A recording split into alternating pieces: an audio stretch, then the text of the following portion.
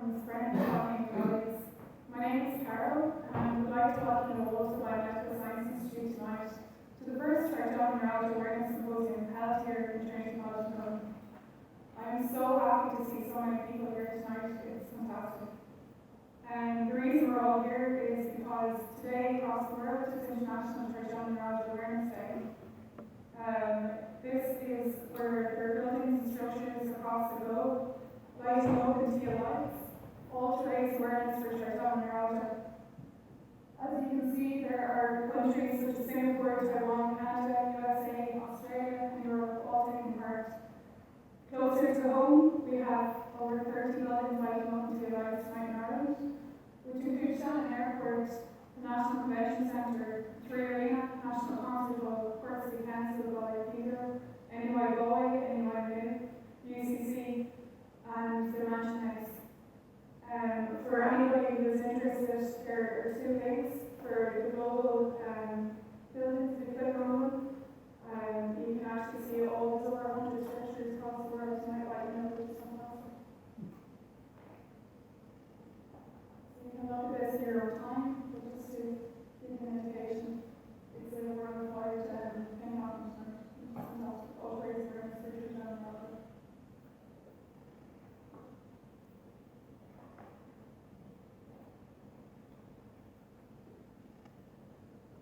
Closer to home, we have all the Irish, and it's listed on the Trigeminal Ireland website. A lot of these will recognise. All of this has happened in Ireland as a result of one person, Sarah, who is Secretary of the TN Support Network in Ireland. She has worked endlessly for the last 7-8 months, contacting all of these buildings that you were seeing in front of you. And with her initiative and commitment that there is a huge trigeminal neuralgia awareness tonight in Ireland.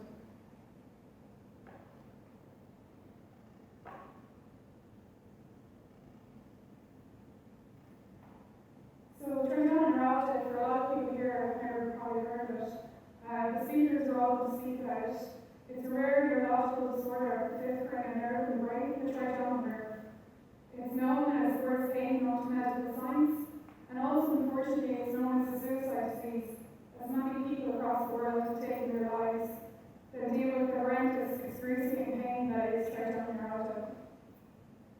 The idea and the goal behind tonight's meeting is to bridge communication between the doctors, the patients, the consultants, dental students, medical students, nurses, paramedics, to provide information to patients with TN and to their families, to allow patients to see the work that researchers, especially in the States, is doing on trigeminal neuralgia, and to also provide knowledge of drugs and treatments that are currently available in Ireland for trigeminal neuralgia patients.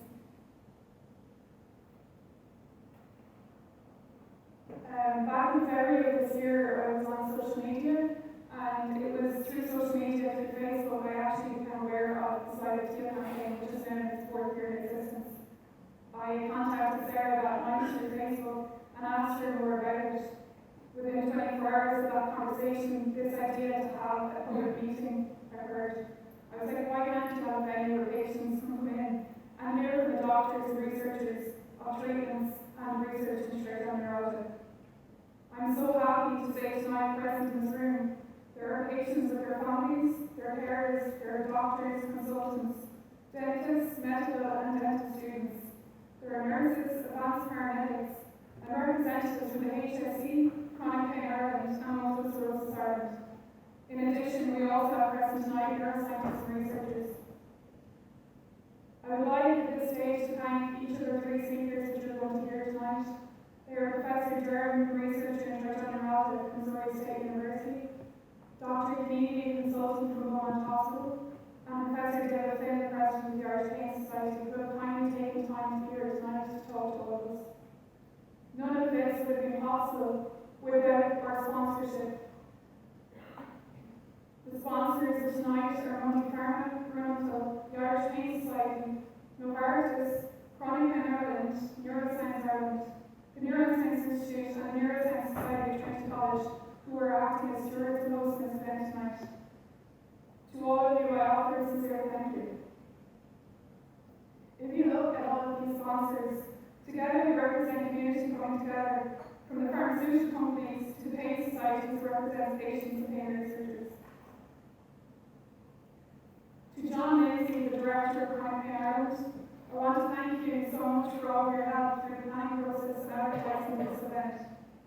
To the Neuroscience Society of Trinity College who are hosting, and also stewards for an amazing teachers tonight, thanks very much.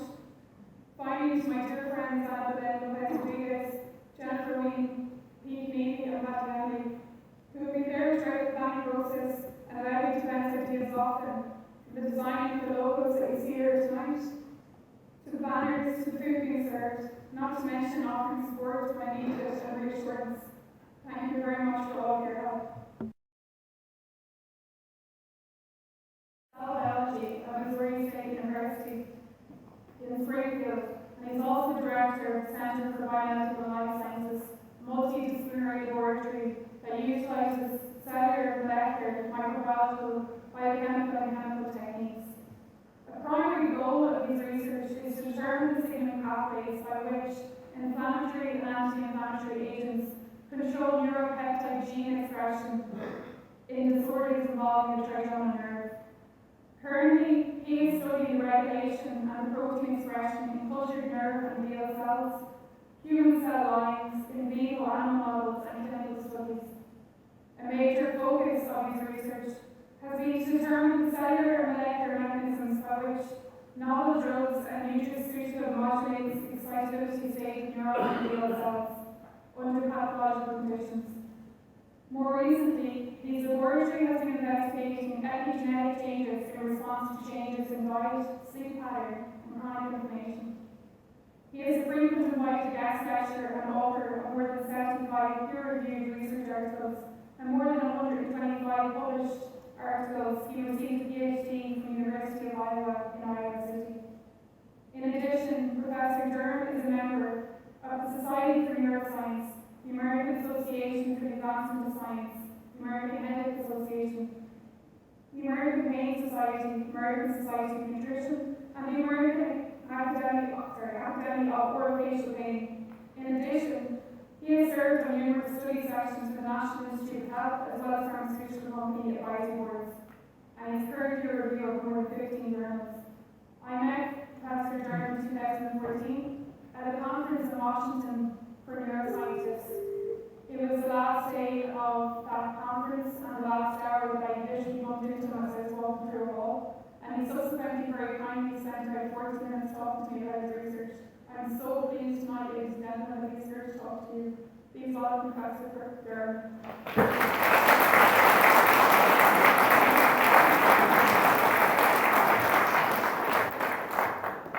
Well, first of all, I would like to thank Carol for the invitation, and importantly, I'd like to thank all of you for being here. I think this is an incredible event, and again, thank you, Carol, for putting it together, and I am really honored and privileged to be able to talk to you about the trigeminal system. What Carol was talking about is the idea that you have this, trigeminal neuralgia, you have these attacks, that you can't have someone brush your hair, you can't have someone touch your face, you can't have cold air touch your face. This is what we call sensitization. So what I'm going to try to explain to you is how this sensitization comes about, and then try to talk to you about maybe some of the ways that we're trying to quiet the system. So we're trying to remove that sensitization so that people can carry on with their lives. And so, do you want the microphone? Whoops. The microphone. Oh, no, just advancing. Just so everybody can hear me. So maybe here we go. And so again, I'm very excited to be here. And one of the things that is very difficult, I think, with trigeminal neuralgia is that there's so many different types of pain that kind of can present like trigeminal neuralgia. So in our world, I study the trigeminal system, so we're involved with looking at things like cluster headache, which again is also known as suicide headache, migraine, temporomandibular joint disorders. These are very prevalent conditions. Migraine and CMD, the prevalence is about 15% in the population in the US and globally. You have allergic rhinitis or rhinosinusitis. You have toothache. And then, of course, you have trigeminal neuralgia. And so when you look at the patients and they're making gestures to their face, you can see that a lot of these are very similar, because they involve the trigeminal nerve. What exactly is the trigeminal nerve? Well, the trigeminal nerve, as the name implies, has 3 branches. And it's the 5th cranial nerve. It's the one that provides sensory innervation to much of your head and face.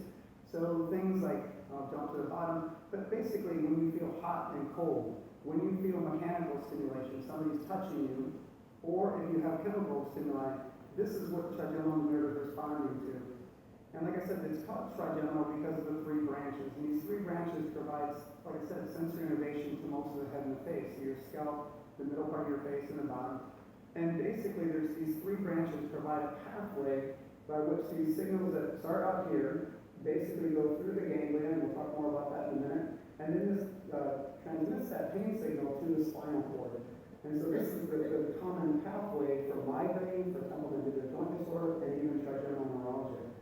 And what we're going to be looking at is some of the cell types that are involved in this, because it's not only the nerve cells that are important. What I'm going to be talking to you about is the importance of these glial cells, and satellite glia especially, because these cells will control the excitability state of the neurons.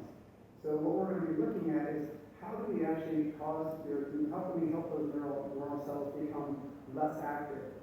And you should be aware that there's 2 different types of fibers. There's the A delta, which are basically the faster fibers. They're the ones that are going to protect you if you put something hot in your mouth, for example, or the C fibers. And we're very interested in the C fibers because they're the ones that are involved in chronic pain conditions and such. So when you look at the trigeminal system, again, what's the hallmark of this is that trigeminal nerve activation is implicated in a number of these diseases. And we tend to think of migraine being involved with activation of V1, rhinosinusitis being activation of the V2 system, or branch, and then temporomandibular joint disorder being activation of the 3rd branch, with trigeminal neuralgia being, could be any one of the 3, but primarily between the 2nd and 3rd branch. And again, this is why it's so confusing, because when you look at these underlying pathologies, they're very, very similar. And that's something that our lab has kind of been working on for a number of years. And this is why we think there's so much comorbidity between these different conditions. We know that migraine is very comorbid with temporomandibular joint pain.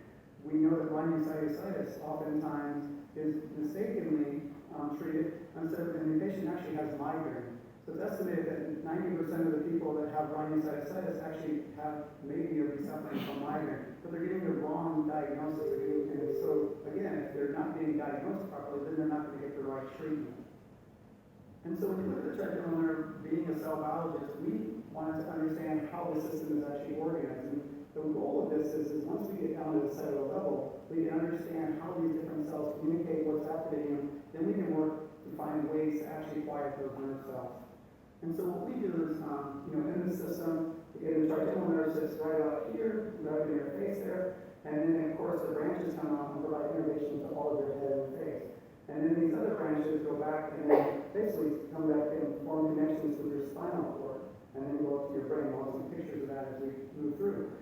So when you look at it metatopically, basically you have the 3 branches, and the 3 branches kind of correlate to your hands. So if you kind of think about this, this is V1, so this is the region right here. The nerves that do the middle part of your face are found like in this part of the ganglion, and then over here in the V3 is where you find basically the ones that do the lower part of your face.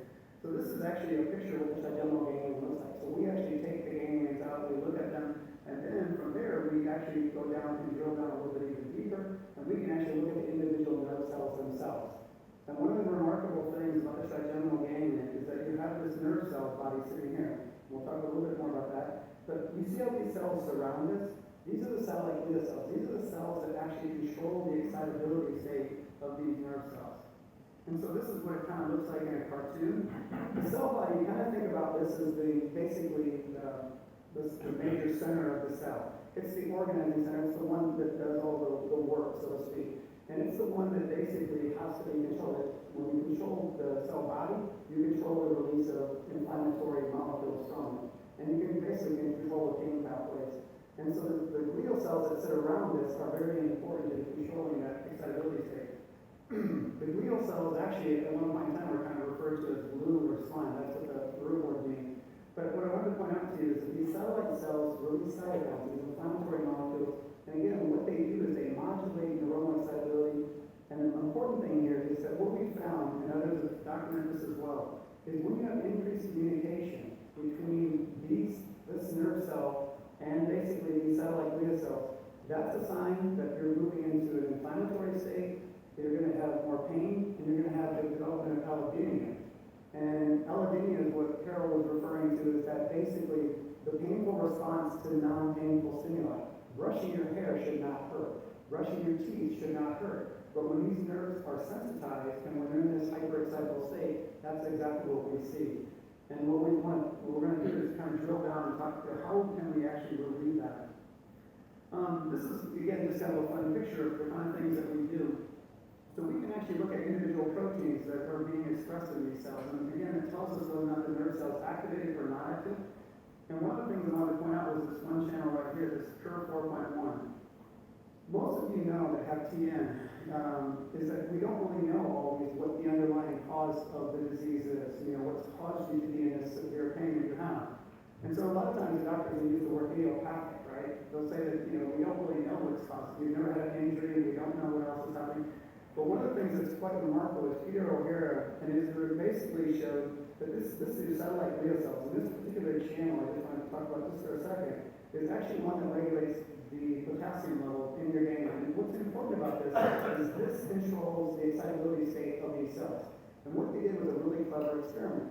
They basically caused a change in this cell type, in the satellite glia cells, and basically that caused trigeminal neuralgia in these animals. So what they did is they showed that basically if these satellite glia cells are not functioning correctly, it actually causes neuropathic pain. Okay? And so what they concluded from that was, in a lot of cases when we can't actually identify what's happening with trigeminal neuralgia patients, it may be that the glial cells are not functioning correctly. And if they're not functioning correctly, then you're going to have a more hyperexcitable nervous system.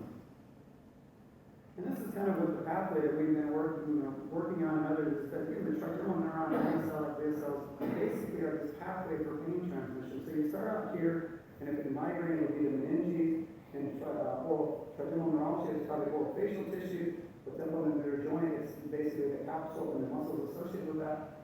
And then what you have is this inflammation or some injury out here, and then that sends a signal to the cell body, which is found in the ganglion, and then that communicates. You get a communication between the neurons and the satellite glia cells, you get then a signal that then moves over to the spinal cord. And so if you put this together in a model, what we know from the literature is that sometimes trigeminal neuralgia can be caused by a nerve injury. And that can be because of vascular compression. So as you get older, the connective tissue that supports your vascular tissue can actually start sagging. And basically, if that blood vessel comes in contact with the nerve, it can start causing a compression or just a change in that. And over time, it can actually wear basically like a hole in the nerve. And then because of that, then you would actually cause injury to the nerve. Even tumors, in some cases, a tumor can form that actually can cause that same kind of tissue injury. It's not uncommon, I think, maybe this is something, again, that the dental community doesn't really want to talk about too much, but again, oral procedures, like when you go in for different types of oral treatments or oral surgeries, sometimes they can unerringly cause damage to these nerves and such. And then, of course, multiple sclerosis, where you have demyelination of the nerves themselves, that is a tissue injury. And that can cause activation of the trigeminal system. An important molecule that we've been studying for about 20 years is CGRP, and this is calcitonin G-related peptide. And the reason why I want you to know a little bit about this is that its levels correlate directly with trigeminal neuralgia. And what this protein does is when it gets upregulated, it causes activation and sensitization of the trigeminal system. So once that goes up, then again it's going to send that signal, into the ganglion. That's going to cause the neurons and glia cells to talk. And what this really does is causes an inflammatory loop. And what we found is that under normal conditions, if you just have let's say you bite your tongue or something, or you bite on something hard in your mouth, and so you have a sharp pain in your tooth, this would cause the neurons and glia to talk. But then after about 24 hours, they stop talking and they go back to normal. What we find is in chronic pain conditions is that these neurons and glia keep talking to each other. And so what you want to do is you don't want the neurons and glia having long-term communication. That's not what their function should be. It should be, in and out type of thing. Otherwise, what happens is you set up this inflammatory loop in there, which drives basically the sensitization. And so that is what we talk about as peripheral sensitization. So what we're referring to here is what peripheral sensitization is when you have an attack, And even a light touch like this becomes painful, right? Or, as Philip said last night, a cold blast of air on your face can actually now be perceived as painful. That's peripheral sensitization. That nerve is in a damaged state, and now it's responding inappropriately to normal stimuli. Those shouldn't be painful stimuli, but now they are. And then that can lead, the peripheral sensitization can lead to changes in the spinal cord, which then can cause increased pain, and the allodynia, that response to non-painful stimuli. And we kind of refer to this as central sensitization. And this is where the problem comes in. If you have, peripheral sensitization, so if, like in the migraine field, if you're an episodic migrainer, you have peripheral sensitization drive central. Imitrex and a lot of other drugs will work because they block peripheral sensitization. When you have chronic pain, it moves from basically the periphery to now going more into the spinal cord and into the brain, and it becomes a brain disorder almost. And we talk about this in the migraine field, we talk about this in a lot of different chronic pain conditions. And so when you think about trigeminal neuralgia, whatever initially started it may not even be there anymore. It might be more of a central mechanism that's driving your pathology. And so what we're looking at is this idea of trigeminal activation leads to peripheral sensitization and then central sensitization. And again, what that is just lowering your activation threshold to all this different stimuli. And then of course that leads to pain. And this is maybe what it looks like, so we kind of did a cartoon of what this might look like as the nerves are firing, the message is passed through the ganglion there, and then it's going to go into the spinal cord, where it's going to cause excitation of those nerves within the brainstem. And then this signal then is going to then move from the upper part of your spinal cord up here. It's going to move up the thalamic tract, and it's going to then ascend into your brainstem and then toward past that and into the brain. And this is where, again, it's causing sensitization of these higher order neurons. It's leading to a problem that we're not going to be able to easily treat. And then ultimately, what's going to happen is if the stimulus continues, is then you have it basically going all the way up into the cortex and such, and now this becomes a brain problem. It becomes a problem that you have the central sensitization, you have this sensitivity to not only the peripheral neurons, but also the central neurons, and now you're in a hyperexcitable state. And so remember that little protein I told you about that goes up, and one of the things that my lab is focused on is the role of CGRP. And CGRP, what is known about it is that there's elevated levels of this are associated with TN pathology. One of the first work was done by Peter Goethe in migraine, and he showed directly that CGRP levels go up with migraine pain, and they go down when pain goes away. The same thing is true with temporomandibular joint disorder pain, and the same thing has been shown with actually trigeminal neuralgia. So in our animal models, when we create trigeminal, like a neuropathic pain condition, if we block CGRP, this receptor that actually is how this signals, we basically change the excitability state of the neurons. So by blocking this receptor, we can change the excitability state of these neurons, we can make them more quiet. And that's a major goal of our research. And so I'm just going to go quickly through this. CGRP is actually, again, one of my favorite molecules. It affects pretty much the whole system. But the key is down here at the bottom, that it really is correlated with pain. So when CGRP levels are elevated, you're going to feel more pain.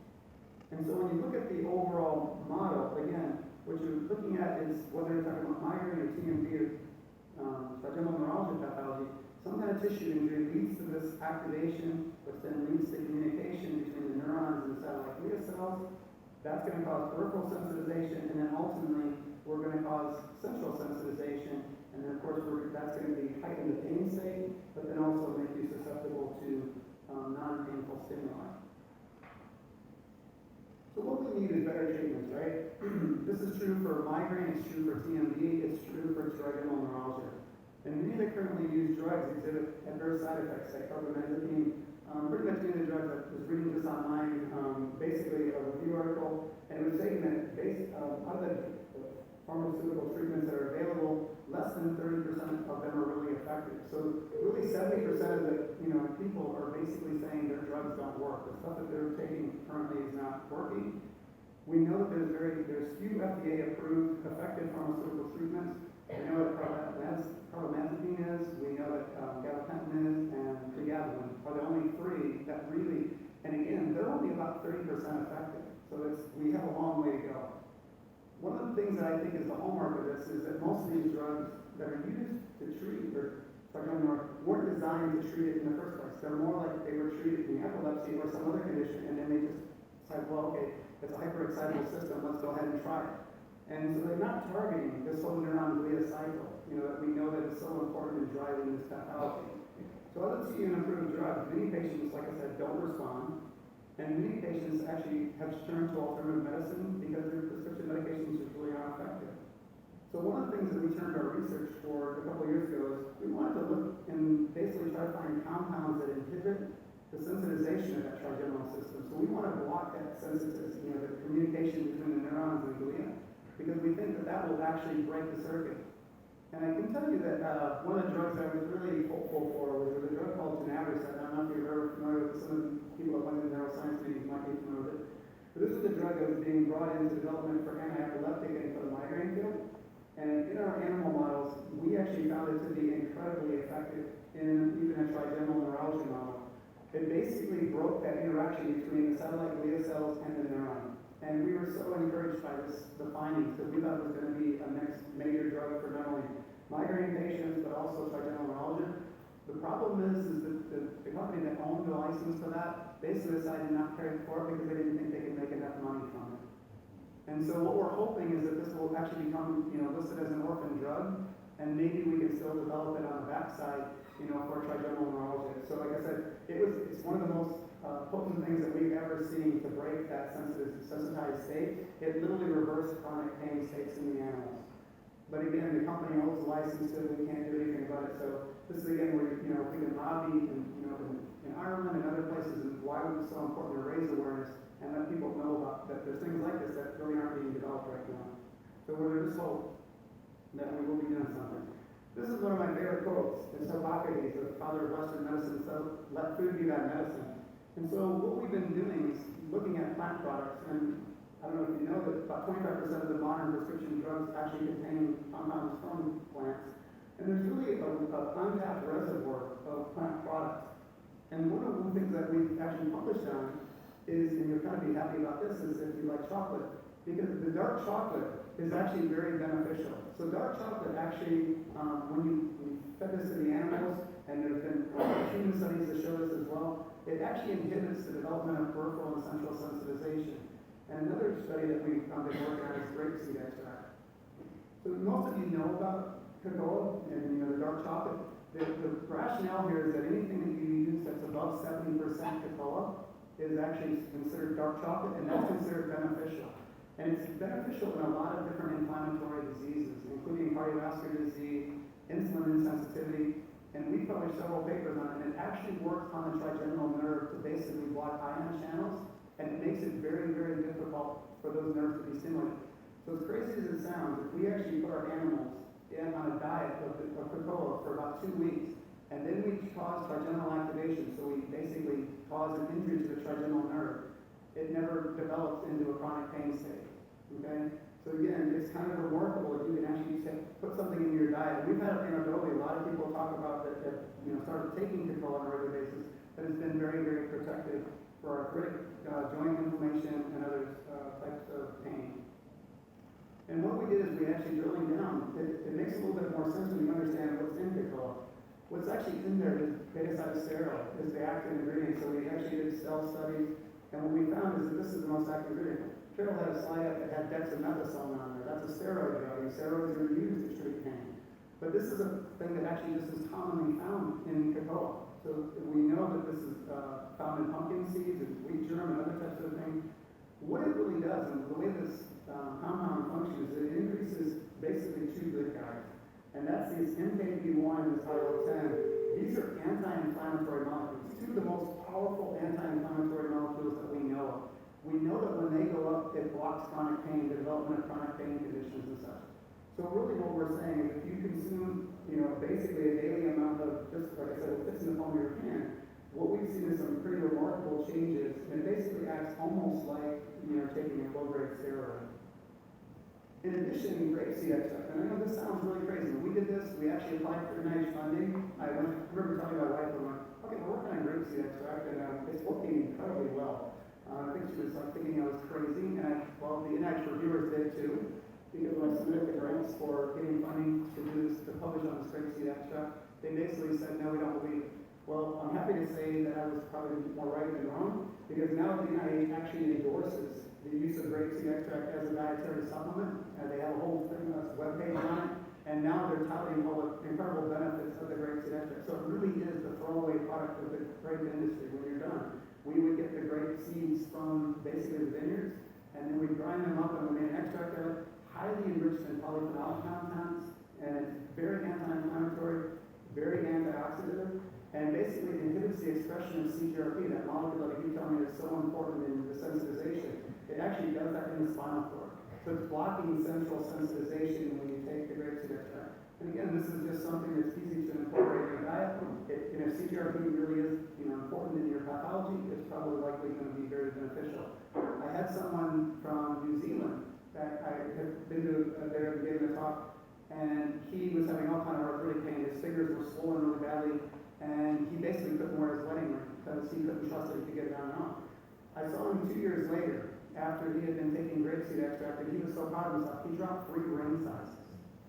So he had dropped 3 ring sizes, and all he really changed in his diet was he just started incorporating grapeseed extract. And so again, it's not maybe the cure-all for everybody. It's like what Carol was saying, all those different drugs. But again, these are things that are probably pretty easy, pretty amenable to put into your diet, and we don't have any side effects, so it might be worth trying. So what are some potential therapeutics for trigeminal neuralgia? Well, recently, a paper was just published in this last couple months were resveratrol, which we know is a compound that's found in red wines and such. Basically, we know it has roles in cardiovascular health and such, but it basically suppresses glia activation. So it suppresses those cells that we know that play an important role in the development of chronic pain states. Unfortunately, another drug that was in development a few years ago, the CPN compound, was basically bought by Biogen about a year and a half ago or so. And basically, the first trial didn't work as well as they wanted to. They rushed up the dosage, and then basically now what I can tell is it's kind of been suspended. I don't think it's moving on. And it's mostly because of negative side effects.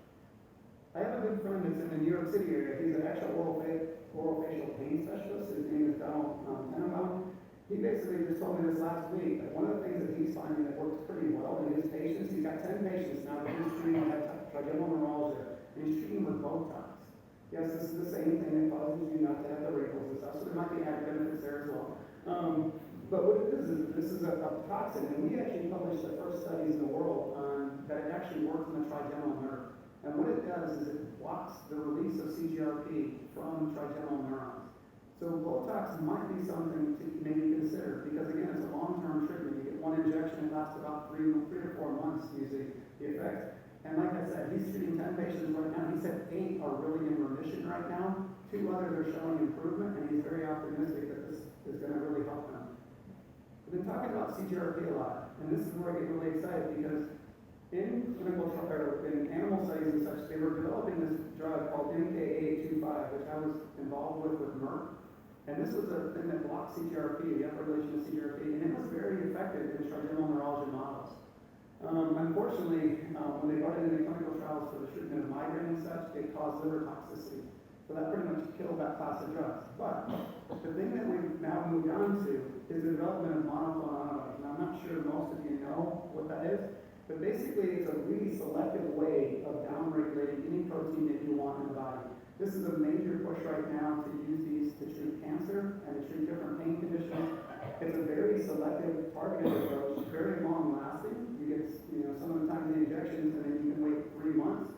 The thing that I want to share with you, which is pretty remarkable, is they're bringing this into clinical trials on treating a chronic migraine, okay, which is again a very painful type of thing. 15 or more attacks per month, so they basically are in pain all the time. And what they found is they did an open trial, or open label trial, and they let the patients just stay enrolled. And what's remarkable about this is 25% of the patients that were over 15 migraines a month living in chronic pain are now pain-free. We're not calling it a cure, but for that 25% of patients, think how remarkable that is. It's like a miracle drug. Basically, they've gotten one treatment with the CGRP monoclonal antibodies, and they basically now are pain-free. And some of these people have been pain-free for over 6 months. So we are very excited about the possibility of bringing monoclonal antibody therapy not only to the migraine field, but we also think that it's going to be very potentially useful in the treatment of trigeminal neuralgia. I'm going to be visiting a company coming up at the end of this month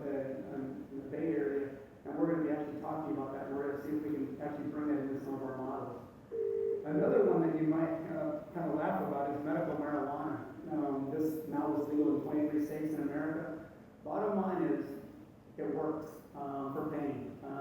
I've talked to a lot of patients that have, again, chronic migraine, chronic TMD pain.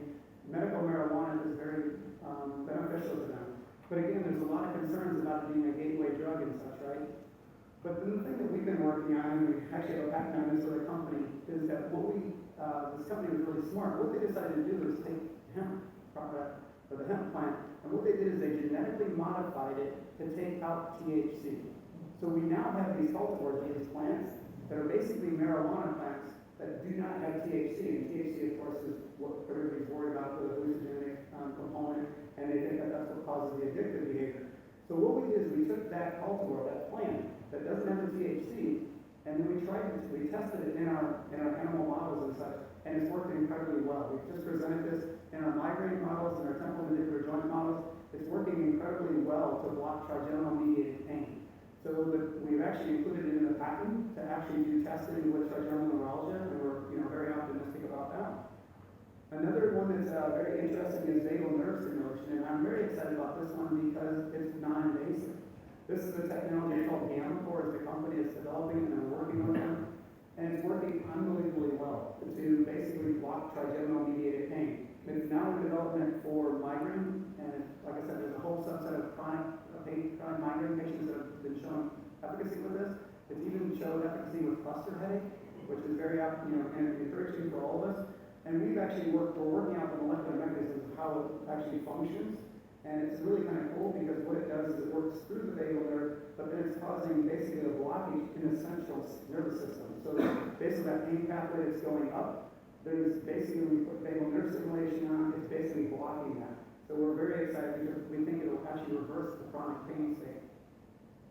And then finally, I just want to touch on something just in the last minute or two about the gut-brain axis. And this kind of takes some of you by surprise probably. I know there's a lot of neurologists. Because the bottom line is that we know that stress can impact the brain. But another thing that we know is that stress and other things can impact the gut. And so for the longest time, we never thought the two were interlinked. The interesting thing is when you look in the gut, the amount of bacterial cells you have in your gut actually are 10 times more abundant than your own cells.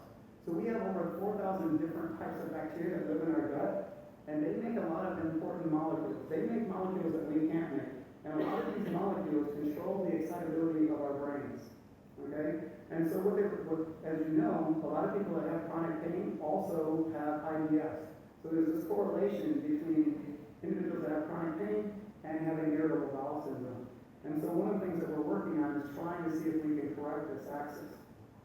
And the reason what we're really going on is the basis of an answer that a healthy gut equals a healthy brain. So if your gut's not healthy, your brain's not going to be healthy. And that's because, again, these bacteria that have co-evolved with us are really important in making molecules that actually control our brain and our function. And then another type of molecule they make are these things called short-chain fatty acids. And these are highly anti-inflammatory molecules that actually can bind the trigeminal nerve and shut it down. So they can quiet the trigeminal nerve. So what they can inhibit is sensitization and activation of the trigeminal nerve. So again, the rationale is if we can find things that actually can shift the gut microbiome in a healthy way, we hopefully by creating a healthy gut, we can create a healthy brain. And this is just like some of the things that we can do. We can actually look at individual bands and identify the actual bacteria that are actually being changed and such. With that, I need to probably wrap this up. So again, hopefully in my presentation, you see that the major pathway in basically trigeminal neuralgia involves activation and sensitization of these trigeminal nerves. The pathology in one branch oftentimes leads to sensitization in other branch. That's why, again, if you have temporomandibular joint pain, you're more likely to have other types of orofacial pain. So again, and that's also why it gets so confusing when they try to make diagnosis. Then we have, again, the idea that CGRP seems to play an important role in this. And if we can actually modulate CGRP levels, either using nutraceutical, potentially a cannabis extract, that would be incredible. And even using the monoclonal antibodies, we think could actually block the peripheral sensitization. We think this is going to be a really viable option in the near future for TM patients. And then again, the idea that we have to be looking at not just what treats our nervous system, but we have to be thinking about what treats our gut. We have to be worried about what we're eating and what we're putting in there. And it's kind of interesting that we actually have a patent on this as well with this company that's International Dehydrated Food. But what they did is they made an enhanced or enriched chicken broth. And you guys might laugh because, most people who are sick, you have to pick a food that you're probably going to go to. We all know that people gravitate to chicken soup. And so what they were doing is they literally made like a homemade broth that they enriched with some of the nutrients. And as crazy as this sounds, when we put our animals on this for 2 weeks, and then we basically try to cause injury to the trigeminal system, it blocks it. And so we're really encouraged by what is happening, and we think it's actually happening. I can't go over that. But what we think is happening is it's changing the microbiome. So we have evidence that it shifts the microbiome in a positive way. It increases the amount of those short-chain fatty acids, and that quiets the whole system down. So we think, again, there's going to be nutraceutical possibilities. There's going to be basically pharmaceutical possibilities for treating trigeminal neuralgia in the future. And I think this is an important, at least I always keep it in mind for myself, the goal of medicine. And I think it's important for all patients to understand their responsibility. A lot of times, patients almost give up. And the one thing I would always say is don't give up. Because you basically, you have to maintain, your sleep patterns. It's important to control your diet. I think something that's really overlooked when we talk about the nervous system is regular exercise. Proper breathing. Remember I talked about vagal nerve stimulation. When you deep breathe, you actually activate the vagal nervous system, which is actually one of the ways that you quiet down, and improve your digestion. And as you improve the gut health, you improve your brain health. And then, of course, relationships. Having people that are, supportive and stuff is really important. And then I would say try to keep a sunny disposition. Try to, smile once in a while. And then basically, by keeping a more healthy perspective, hopefully today I've made you hopefully think a little bit, have your thoughts about the idea that we have stuff that's coming to help treat, trigeminal neuralgia, and that hopefully will make you smile. And then a very concluding slide, I'd just like to, thank my labs for all their hard work and stuff, and of course I'd like to thank the NIH for funding a lot of this research. With that, I leave the close. Thank you.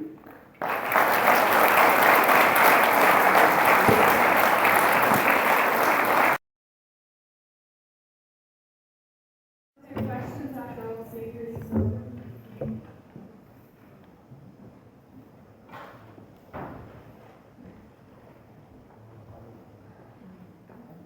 Our next speaker tonight is Dr. Josh Keaveny, who is a specialist in pain medicine practicing in Beaumont Hospital and a sports surgeon in Dublin. He has many years' experience in treating all types of pain disorders. His main area of subspecialty is facial pain, particularly trigeminal neuralgia. There are a lot of these patients present here tonight. He is a member of the Faculty of Pain Medicine and was also recently the Dean of the Faculty. He is also a past president of the Irish Hospitals Consultants Association. Ladies and gentlemen, please welcome Dr. Keaveny.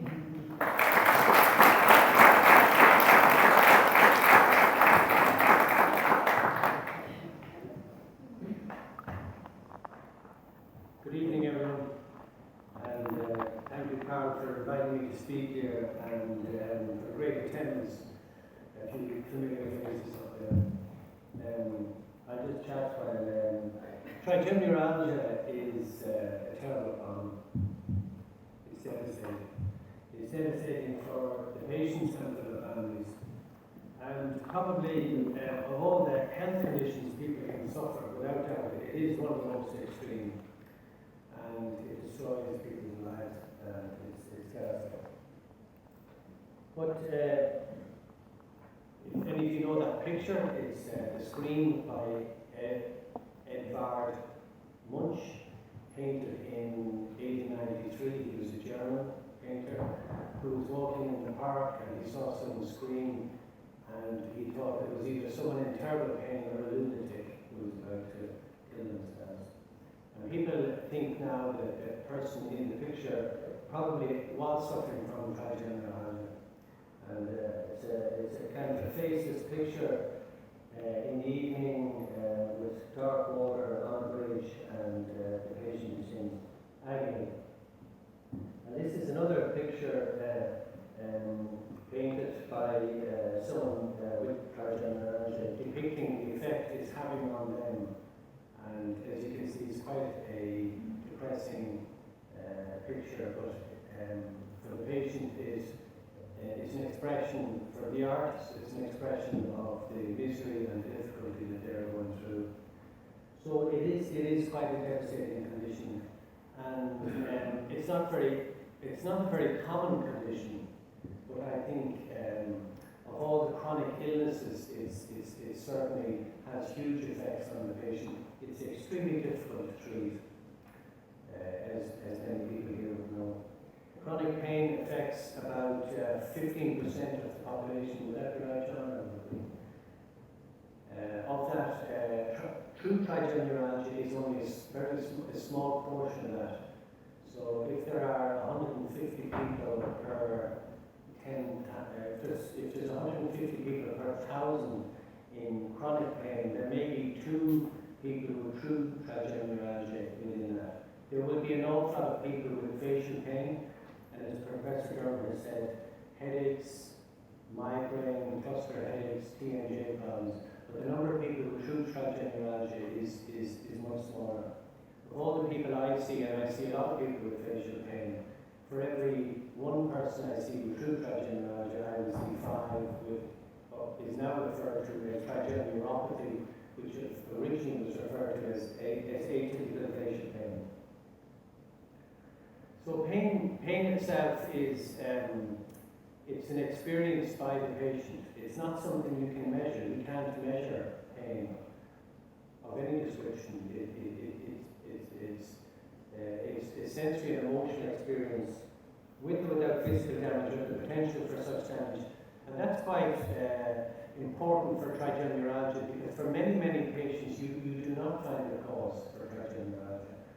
There are some causes associated with trigeminalgia which are identifiable, but for many, many people you don't find a cause.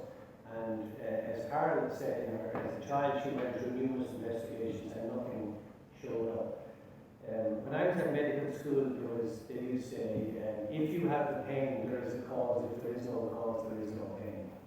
But thankfully, people have moved on from that, and people do accept that chronic pain exists. It is a disease within itself. It hasn't been completely classed as a disease, but it's getting there.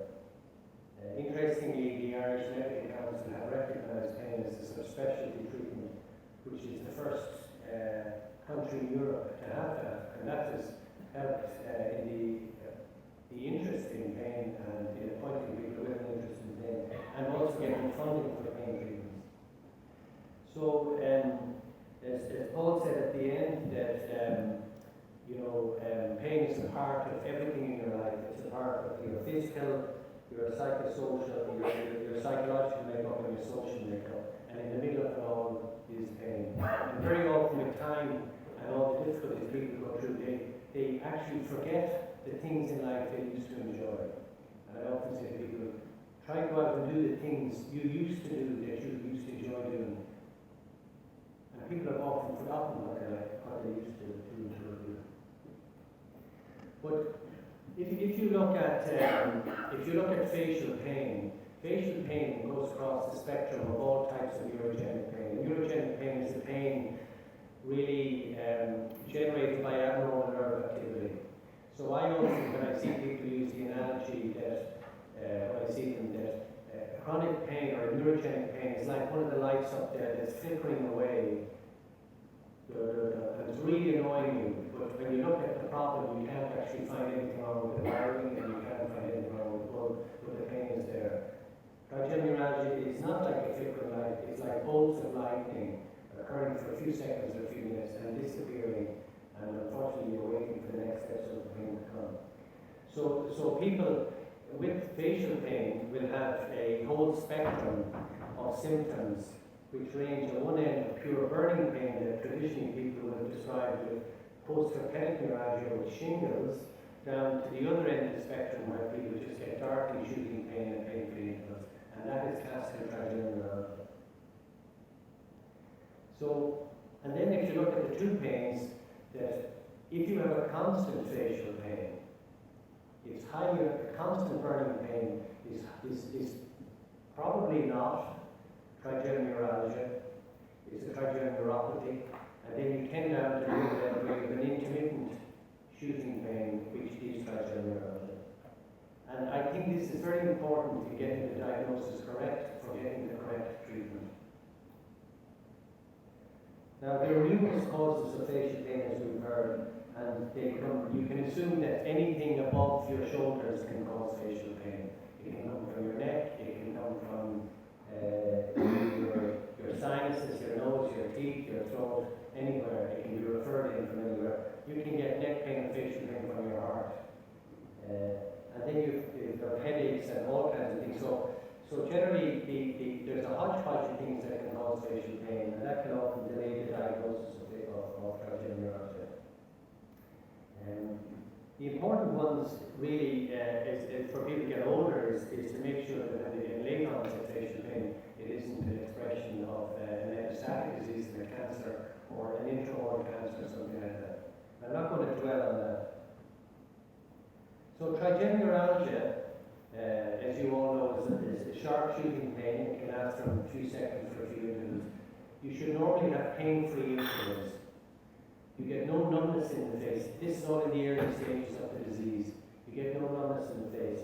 And you have definite trigger points. So because the nerve has become so sensitive to stimuli that people will often describe shaving, brushing their teeth, putting on makeup, the hot, the cold, the wind. So I would regularly meet people who never leave their houses.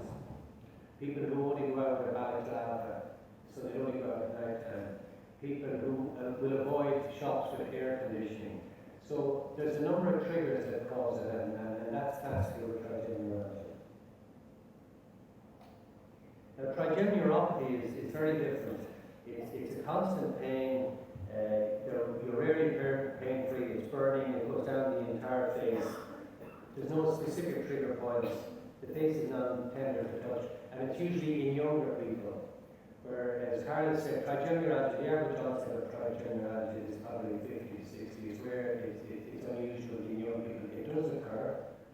I saw a young girl today who developed trigeminal neuralgia at the age of 18, and her family took her to London for treatment, and she had everything that could be done in London, was done for her. Surgery, stereotactic radiosurgery, and all kinds of stuff, and she hasn't had much improvement. Very unfortunate. So trigeminal neuralgia in young people is quite unusual and it's difficult to treat. It usually comes on in older people. So younger people who get facial pain, it is usually not trigeminal neuralgia, it is usually trigeminal neuropathy.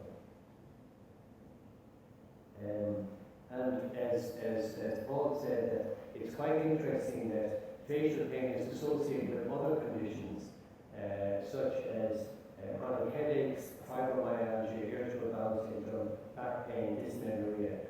So people with classical trigeminal neuralgia will, at its first onset, will just describe the pain.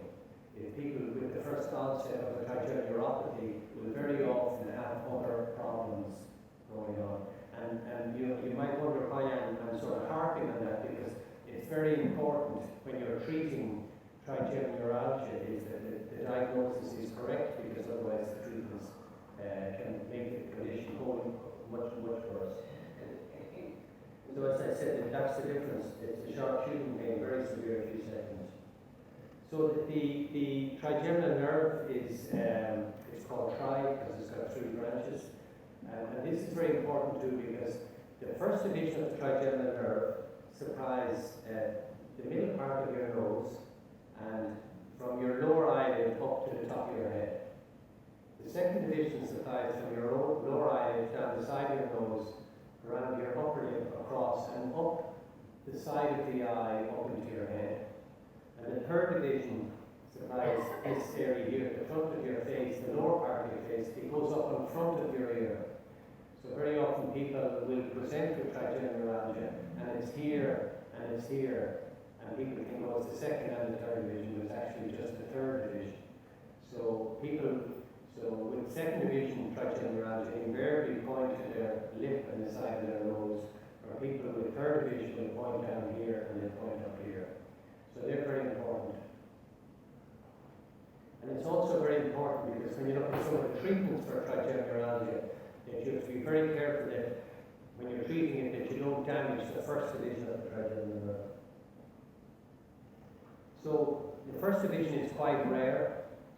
It's very rare. I would see very few people with.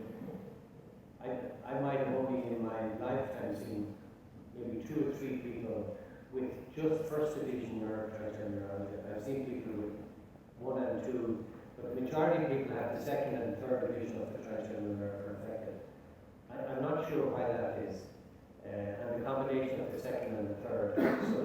So the second and third and second and third are the commonest areas that's affected.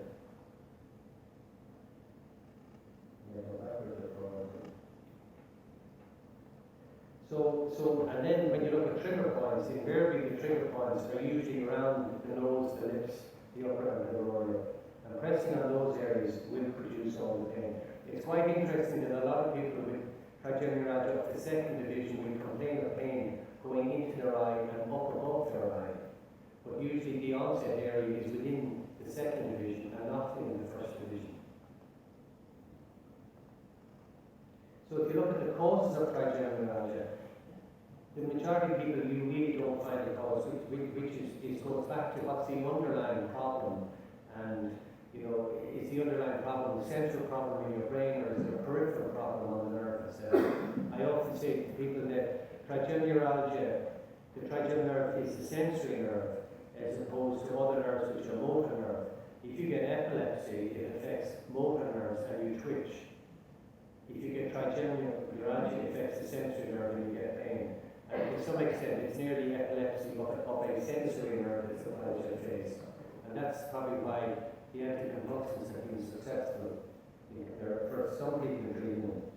So other causes of it would be a vascular abnormality, where you get an abnormality of what they call the cerebellar, the posterior inferior cerebellar artery, which is arteries that supply your cerebellum, which is at the back of your head.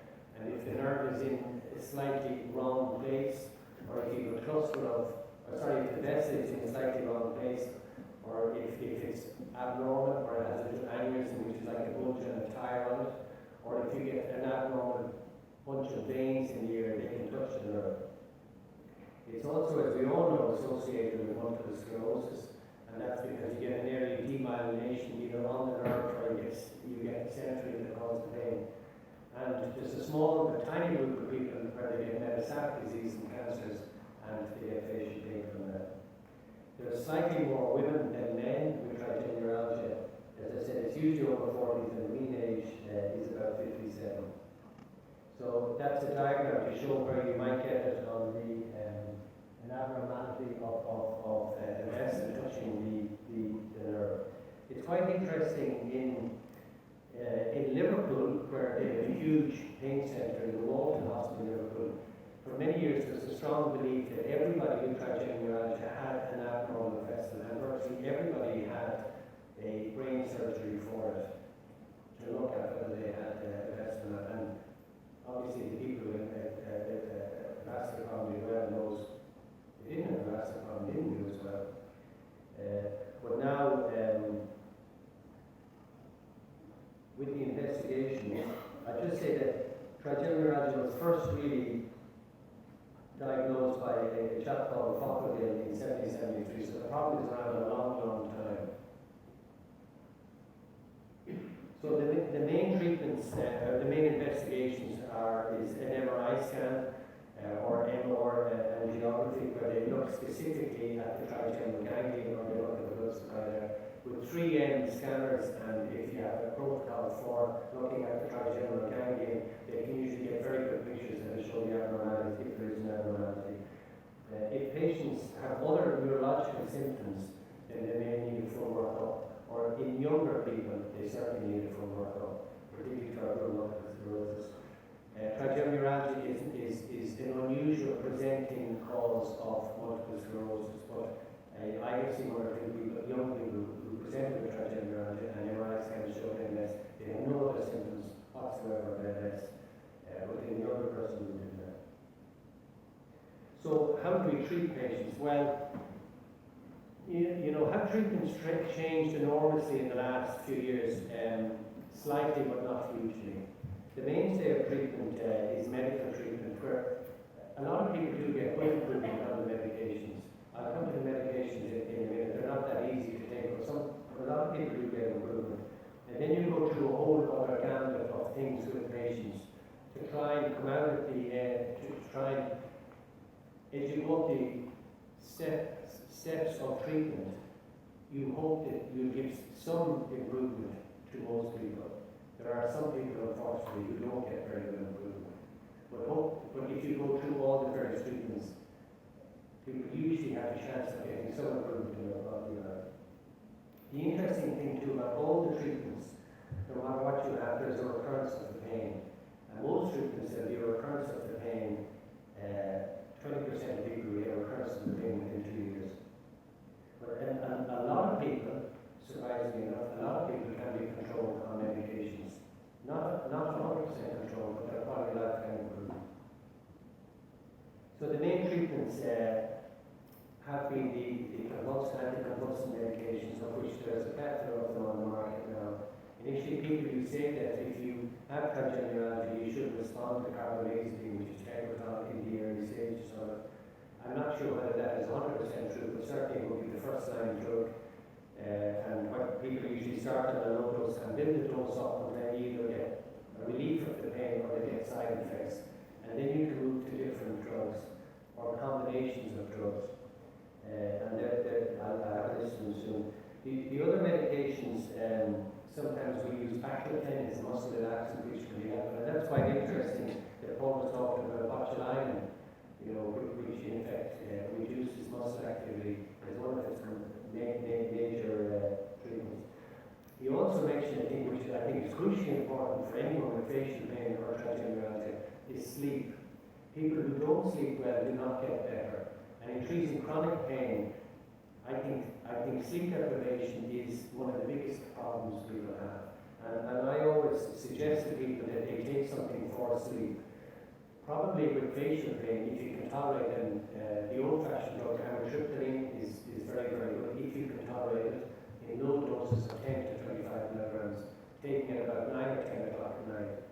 And if you sleep well, it's a great improvement because you're away from your problems. You're not looking at the ceiling at night. Lying in bed awake at night is not a happy place. You don't see. It's not like the movies. It's not great. Opiates.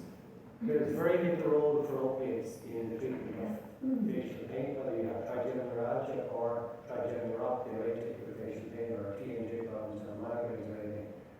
They just don't work very well and they create long-term problems. You end up escalating the doses and now you have to get off them, which is the problem with that. There's a list of a few different types of anticonvulsant medications. There are a number of them on the market, and it's often worth trying them and mixing them around. And some people do respond very well. As Cara said, she responded very well to Epilim, and some people just do very well on one or the other. And often I say to patients, "Why don't we try something different for a while?" The biggest problem with the anticonvulsants are the side effects of sleepiness, dizziness, loss of balance. Occasionally you can get very severe skin rashes. There's a rare syndrome called Stevens-Johnson syndrome, which can be fatal, which you can get. It's exceptionally rare, but it does occur. And the other big problem is weight gain, particularly people on Lyrica or Neurontin. You do not lose the weight till you stop the medication. So anyone here who's on Lyrica and they think they put on weight and they're starving themselves to death and they can't understand why they don't lose weight, you have to stop the Lyrica to lose the weight. I've mentioned, I've just put down a number of the anticonvulsant medications there that are used. The SSRIs and amitriptyline. Amitriptyline is still the best if you can tolerate it very well. The loxapine is reasonably good. Now, so if you don't get better on the medications and you have tried them all, you're now in a position where you're now in a situation where you have to move to other things. And the other treatments really involve in some. There are either two things. One is you can either have an operation to remove any compression on the nerve, or microvascular decompression, or alternatively you can have something done to the nerve to try and destroy it or take it out of action. And there's a number of ways of doing that, and sometimes they can be very helpful for people. A very simple way of doing it is to do, for people who have trigeminal neuralgia of the first or the second division, is to just inject some phenol, which temporarily destroys the nerve. You can do it above the eyebrow,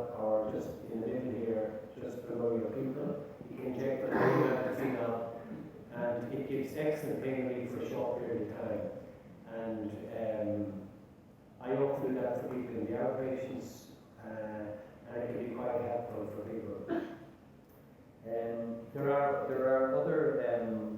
There are other types of injections that sometimes you can do for instance, a combined cervical sympathetic injection at the front of your neck up to a group of nerves called the sympathetic chain. Combining that with an injection at the back of your neck onto the occipital nerve, which is often used for migraine, but that can have an effect on facial pain. Particularly trigeminal neuralgia has been there for a long time. It's become constant with some burning pain. So you initiate classical trigeminal neuralgia, but now you're getting other neurogenital symptoms. So that's just a picture of the brain where they do microvascular decompression. So microvascular decompression is basically where you have an operation at the back of your head, and the neurosurgeons go in and they have a look at the nerve and see if there's anything touching it, and move the offending blood vessel away and put a little pad of fat between the offending blood vessel and the nerve, or wrap the nerve in a little pad of fat. And that can be quite effective if you have a vascular abnormality. But wrapping the nerve in a pad of fat, if you have no vascular abnormality, doesn't work very well. The other thing they used to do years ago when they couldn't find an abnormality was cut the nerve or slice it. Now, that can be effective, but it can also result in a very painful numbness in your face, a thing called anesthesia dolorosa. And if you get that, it's extremely difficult to treat. And sometimes it never resolves itself. And it can be worse than the original pain. So the tendency now is not to do that. So what other ways can you do it? You can listen to them down there. There's a whole number of different things you can do in onto the nerve itself. There's a radio frequency lesion, where I'll show you some slides on that, where you can put a needle into your cheek and put a heat lesion on the nerve to destroy it. You can inject glycerol in around the trigeminal ganglion. The problem with glycerol is that it spreads a lot, and if it contaminates the first division of your trigeminal nerve, you get numbness of your eye, and you get ulcerations on your eye, you get corneal ulcerations, and that's bad news. You can lose your eyesight. So that is not done as often. Balloon compression, we don't do it in Ireland. It's still done in some places in the UK. And then there's stereotactic radiation, and I'll come back to it, and neuromodulation. So,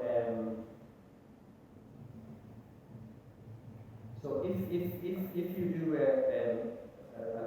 if you do a radio frequency lesion, sorry, I've got some of the slides slightly mixed up here. I'll just go on to so this is a patient who's having a radio frequency lesion. She kindly allowed us to take some pictures. She's got a problem. There's an arrow, and she's got a problem with the third division of trigeminal nerve. We've made some landmarks. It's done under X-ray. That's me. We put a needle in that's an insulated needle with the tip of it is exposed for either 5 or 10 millimeters, and we heat the tip of the needle up. So the needle goes in, and it goes in through a little hole in the base. It's called the frame of eye. We push it in here.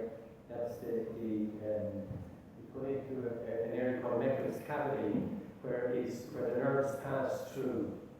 And as it's God created the anatomy very favorably. But when you put the needle in, as you advance through the frame, you can. The trigeminal nerve has one small branch that supplies the muscle of mastication. So when you chew, that's the muscle is supplied by the trigeminal nerve. 95% of the nerve is sensory, but a small amount of it is motor. So you can put on a motor stimulation, and when you hit the third division, your jaw goes, it twitches like that, so you know you're on the third division. And then you can advance and pass that onto the second division, and then onto the first division. So that helps us a lot.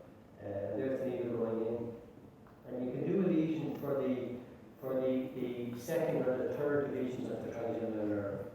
And we put a heat lesion on the nerve for, we heat the tip of the needle up to about 70 degrees for 90 seconds and repeat it 2 or 3 times on each nerve. So that procedure has about an 80 to 85% chance of giving you very good improvement for the pain in that area. The downside of the procedure really is that you we don't call it complication, but it does create numbness on your face. So it will leave the area affected numb, which may persist for weeks, months, or years. The numbness for the vast majority of people is not a problem. Some people find it uncomfortable, but it's not as bad as when they use cut the nerve in two. So some people find it uncomfortable, but the procedure is very, very good pain relief, and you can be nearly specific about the nerve you want to get with that procedure. The instance of corneal damage is quite low. So we stimulate the nerve first, the third division as we go through, and then we put a sensory stimulus where we reproduce the pain. So when we think about the nerve, we can mimic your trigeminal neuralgia. This is all done under heavy sedation, so people very often don't remember this part of the procedure. To reproduce the pain where we go on the correct one, and then do the lesion. So that works quite well, and that is a very good procedure that's done in the case, and there are probably a few people in the room who've had that procedure. And I'm not going to say too much more. The other types of treatments that have come out, the major new area is stereotactic radiosurgery. And effectively what you're doing here is putting a high beam of radiation in an ablative dose of radiation, done under CT imaging, where the beam is directed into the trigeminal ganglia. And that can be done either using proton beam therapy, radiotherapy. We do it it's done in Beaumont Hospital, in the St. Luke's part of Beaumont Hospital, the radiotherapy centre. There's a CyberKnife, another way to do it out in the Hermitage Clinic. And then prior to the two of those becoming available, I send some patients over to the gamma knife surgery to the National Stereotactic Centre in Sheffield in the UK. So those treatments are there. Are they as effective? Well, they're probably not as effective as having a radiofrequency lesion. I'm not sure. I don't think the pain relief lasts as long as it does if you have a radiofrequency lesion. It doesn't create the same intensity of numbness you would get with a radiofrequency lesion. There is a little more scatter with it, so the instance of getting numbness in the other divisions or up in the eye is a little bit higher than with a radiofrequency lesion. So it is useful, but I absolutely stress that these last treatments are only of benefit if you've got classical trigeminal neuralgia. If you've got trigeminal neuropathy, which is a burning pain, these treatments all make your pain worse, which is quite interesting. You would imagine if someone comes in with burning pain and you numb it, that you get rid of the pain.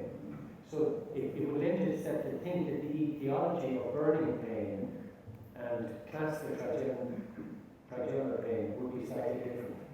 Because with classical trigeminal neuralgia, if you block or destroy the nerve peripherally from the brain, you get rid of the pain. But with trigeminal neuropathy and other conditions, if you block the nerve, you don't get rid of the pain, which is quite remarkable, really, And that's why people wonder, when patients come to the clinic where you're constantly asking what type of pain you have, how often you have it, where does it affect you, how long is each episode of pain, because you can't contemplate on doing these procedures if it is not trigeminal neuralgia. The other interesting area, if you look at it as non-pharmaceutical development, is a thing called neuromodulation. And neuromodulation is where you alter the way the nerve works. You put stimulus onto the nerve to make it perform slightly differently. And with neuromodulation, you stimulate the nerve. You do the exact opposite to destroying it. You stimulate it to create, either override the pain by using a very high frequency stimulation, or you use a low frequency stimulation that gives you a hot tingling sensation on your face. Now, we use neuromodulation in the treatment of leg pain and arm pain following injuries, for complex regional pain syndromes, for people with back surgery with damaged nerves, and it can work quite well. The problem we have with using it for trigeminal neuralgia is that if you put it into the trigeminal ganglion, it's extremely difficult to anchor the electrode in a position where it doesn't migrate and move. So it's very difficult to keep it all in the area where you need it. The second thing is that there's an awful lot of wiring in you. So if you have them put into your face, you wires put under the skin, they come up around your ear, across your neck, down your neck, into a stimulating box, which is either in your tummy or your back, and they move, because your neck is moving all the time. It's very hard to get the leads in a position where they keep it, when they're not slipping. There is a company come out that have come out with wireless technology, and they're an American company called Stimwave, and they've assured us for the last 5 years that they have a fantastic product that will work. Now, I've used their product for back pain, and it's a bit more complicated, but they say they're developing an electrode for use in facial head and neck pain. So that will be, if it works, could be very, very good. And what it might do is you'll be able to put a little needle in here, a wide needle, and feed an electrode down to come across the front. We'll see for trying around the most trying to put a needle, a wire that will come across the front of your face here, and one that will come down here, and then the small little earpiece by Bluetooth will deliver this signal to the wire, to stimulate the wire to cause pain relief. It sounds a bit high tech, but they have done studies on it in the States, and they say it works. And without doubt, the technology must be there to deliver an impulse onto a nerve from a mobile phone. I mean, if you can talk to Mars, the spaceship from Mars, it must be possible for something in your pocket to send an impulse up to your face, you know. So to me, that is probably the future. But that slide, it's not much better there than it is. That's looking at all the different treatments you can do. A lot of the treatments work well. The reason I put that slide up is that a lot of the treatments, as I said, do work well, but unfortunately, when you have radiofrequency lesion, microvascular decompression, or other things, unfortunately there is a recurrence rate of about 20% after 2 years.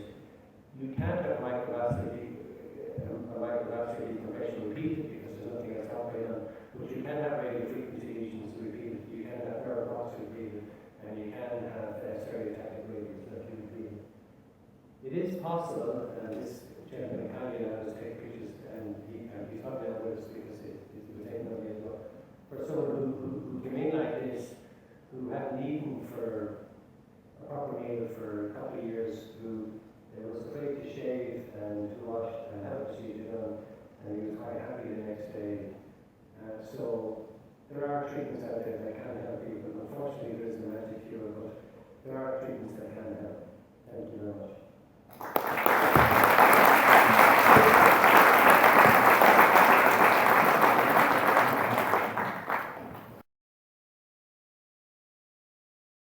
Last speaker tonight is Professor David Finn from Galway. Professor David Finn is President of the Irish Pain Society, Principal Investigator and Co-Founder and Co-Director of the Centre for Pain Research at NUI Galway. He is Professor of Pharmacology and Therapeutics. He graduated with a bachelor's degree in biotechnology at NUI Galway in 1997 and a PhD in neuroscience at the University of Bristol in 2001. From 2001 to 2004, he worked as a postdoc research fellow at the Institute of Neuroscience in the University of Nottingham. From 2004 to 2013, he had lectureship positions in physiology and pharmacology at NUI Galway, and he was appointed to professional professorship in pharmacology and therapeutics in 2014. Professor Finn's research aims to increase our understanding of the neurobiology of pain and psychiatric disorders, including anxiety and depression. He has published over 115 peer-reviewed manuscripts in international journals and frequently lectures at national and international conferences. This evening, Professor Finn will speak about chronic pain trials and the management of chronic pain. Please welcome Professor David Finn.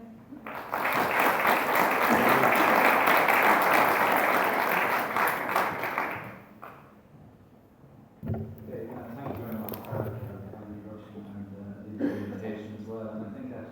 congratulations, Carol. I know Carol since 2007. She was a student on a master's in neuropharmacology, actually, in our Galway, where I teach and doing research.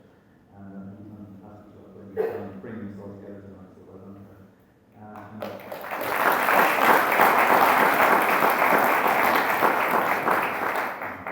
And thanks to all of you for coming along as well. So, already heard two absolutely excellent talks. So what I'd like to do is take a step back for the first part of my talk and just look again at what is pain. Pain is a problem, particularly in the Irish context. Review again the physiology and pathophysiology of pain. We've already heard quite a bit about this already. So just take an overview on that. And then I'm a pharmacologist and a basic neuroscientist, neuropharmacologist, so I'd like to talk a little bit about the drugs again and look at maybe at mechanisms and how are these drugs acting on the central nervous system, peripheral nervous system to do what they do. I'm particularly interested in the body's own pain suppressing mechanisms. That's what we study in my lab, or one of the aspects we study in my lab. So I'm going to talk about endogenous analgesia, or inbuilt pain suppression mechanisms that we can all mobilize in response to pain. And then I'll finish by talking about some current research, both research that we're doing in our lab in Galway and also in other labs around the world. You've already heard some of this obviously from Prof Durham and Josh Keaveny. So I'll talk a little bit about it in the context of what we're doing in Galway and where I see things going in the future as well. So we've already seen definition of pain this evening, and just flash it up here again. The International Association for the Study of Pain, which we had their meeting in the World Pain Congress actually just last week in Japan, defined pain as unpleasant sensory and emotional experience which is associated with a potential or actual tissue damage or described in terms of such damage. So it's a bit of a mouthful, it's a convoluted definition, and I guess maybe that's not too surprising considering the complexity of pain itself. It's something that's somewhat subjective, it's an experience. We will all use different words to describe the pain that we feel. We can experience pain in different ways depending on past experiences, depending on context, and so forth. So pain has this subjective quality to it, but there are a few key words that I'd just like to highlight in the definition there. Unpleasant, sensory and emotional. So it's not just the physical sensation of pain that we feel, but it's also how it affects our emotions. I'll come back to talking about that later. And then this idea that it's associated with potential or actual tissue damage. So that there doesn't necessarily have to be visible or obvious potential or tissue damage sort of present in order for the patient to be experiencing pain. And essentially, we should think that pain is what the patient says it is. We've already heard this message tonight, but if the patient says that they're in pain, they need to be believed. And that's a really important message to take on board, particularly for students who train to be in depression. So, despite that subjectivity, we are moving towards a place where we might be able to measure pain. At least some aspects of it. And these are just some MRI scans, some fMRI, functional magnetic resonance imaging scans, which were published a number of years ago now. But what they show is a graded increase in activation in key brain regions in response to increasing pain stimuli. So you have temperature increasing, ramping up there from 35 degrees Celsius up to 50 degrees Celsius. And as the temperature that's applied to the subject increases, you see the brain activity increases in regions like the thalamus, the cingulate cortex, the inferior cortex, and PAG. So we can see a signature, if you like, of pain in the brain, and of course this is quite expensive, high-tech approach, not necessarily suitable to routine diagnosis of pain, but we can image the brain in pain, and functional magnetic resonance imaging has really advanced our understanding of key brain regions that are important in pain over the last 10 years or so. And I think it will continue to do so. Okay, so when we talk about the pain as an experience, generally we think of it in three different dimensions. So we can talk about the sensory discriminative dimension of pain. This is really what type of pain are we feeling, where on our bodies are we feeling it, for how long are we feeling it, duration. Then we have the motivational affective component of pain. So this is how how pain affects our emotions, our mood, the affective components of pain, our ability to get up and go and do things, that aspect of pain. And then the third dimension is the cognitive valuative aspect. So the way in which we can attach meaning to the pain that we feel, or memories, or learn even from pain that we feel. And then, although pain for almost all of us is something we do not like, it's very unpleasant. Acute pain and the ability to feel acute pain is actually something that's necessary for our survival. So pain, essentially, the ability to feel pain is a protective mechanism. So it warns us of potential tissue damage. If we think of when we're kids and we touch a hot stove, for example, we feel the pain on our fingers, we withdraw our hands because we don't want to be burned, we don't want to suffer that tissue damage. So pain has a protective sort of warning signal type role there.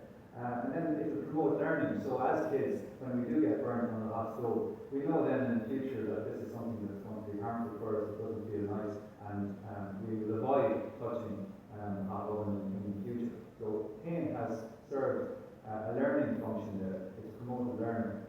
And the third thing that pain does is it sets limits on our activity and encourages us to take a rest and heal. So if we've been burnt and burn our fingers, we wrap it up in a bandage. We won't use our finger or hand for some time. And so the pain is encouraging us to rest and for the tissue to heal. So these are some of the essential qualities of pain, the survival value. And it's probably best illustrated by the fact that there is actually a condition called congenital insensitivity or indifference to pain, where people are born with an inability to feel pain.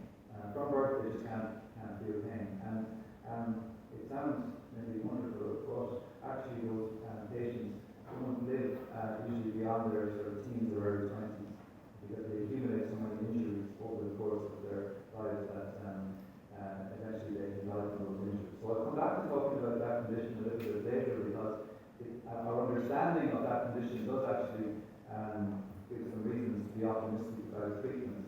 In understanding conditions like that, we might be able to identify new therapeutic targets for the treatment of chronic pain.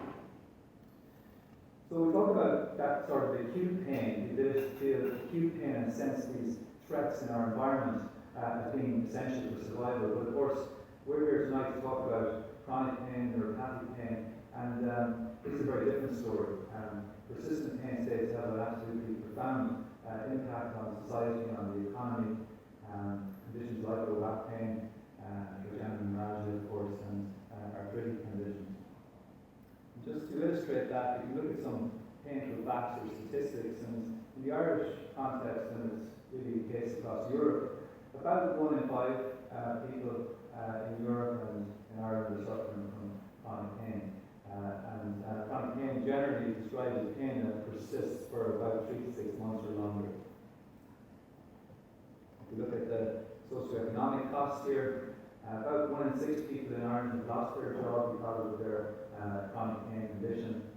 There are millions of workdays lost each year, and this is some data from the PRIME study carried out by NUI Galway, led by a Maguire, a colleague of mine, showing that the cost in Ireland chronic pain is about 5.3 billion euros per annum, represents about 2.8% of GDP. So this is absolutely phenomenal. These figures are staggering. They dwarf most other chronic diseases in terms of the impact and scale of this problem to society and the economy.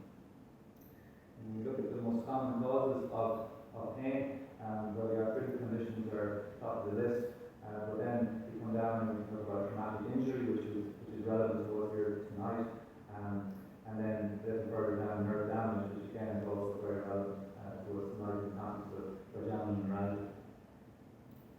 So we've had an excellent introduction to trigeminal neuralgia already from Prof Durham and from Josh. I just talk again about the basic physiology, first of all, of how we feel pain. So just what happens normally, why do we feel pain, how do we feel pain? Not in the disease stage, just normal acute pain that we all need to be able to feel in order to lead a healthy life, because we have to be able to respond to these threats in our environment. So if we just take this simple diagram here, And what you can see are it's just taking an example of a knee joint here, but it could be the face as well, for example. And the skin and the joint is innervated by these nerves. These are specialized pain transmission nerves called nociceptors. These are the C fibers and the A delta fibers that we've already heard about this evening. And our skin and our organs are jam-packed full of these nociceptors, and they're there to sense painful stimuli. So in response to something like a pinprick, for example, we stand on a nail or something like that, then we will activate these pain transmission nerves. They're sensitive to mechanical stimulation. They have little channels, ion channels with proteins on the surface of the nerves, which respond to things like pinprick or acid burns and so forth. So we have the pinprick and then the activation of these nerve endings, and that initiates electrical activity in the nerves called action potentials. Most action potentials travel up to the brain, and that's how we perceive the stimulus as painful. And then there's also a descending projection. I'll just play that one again.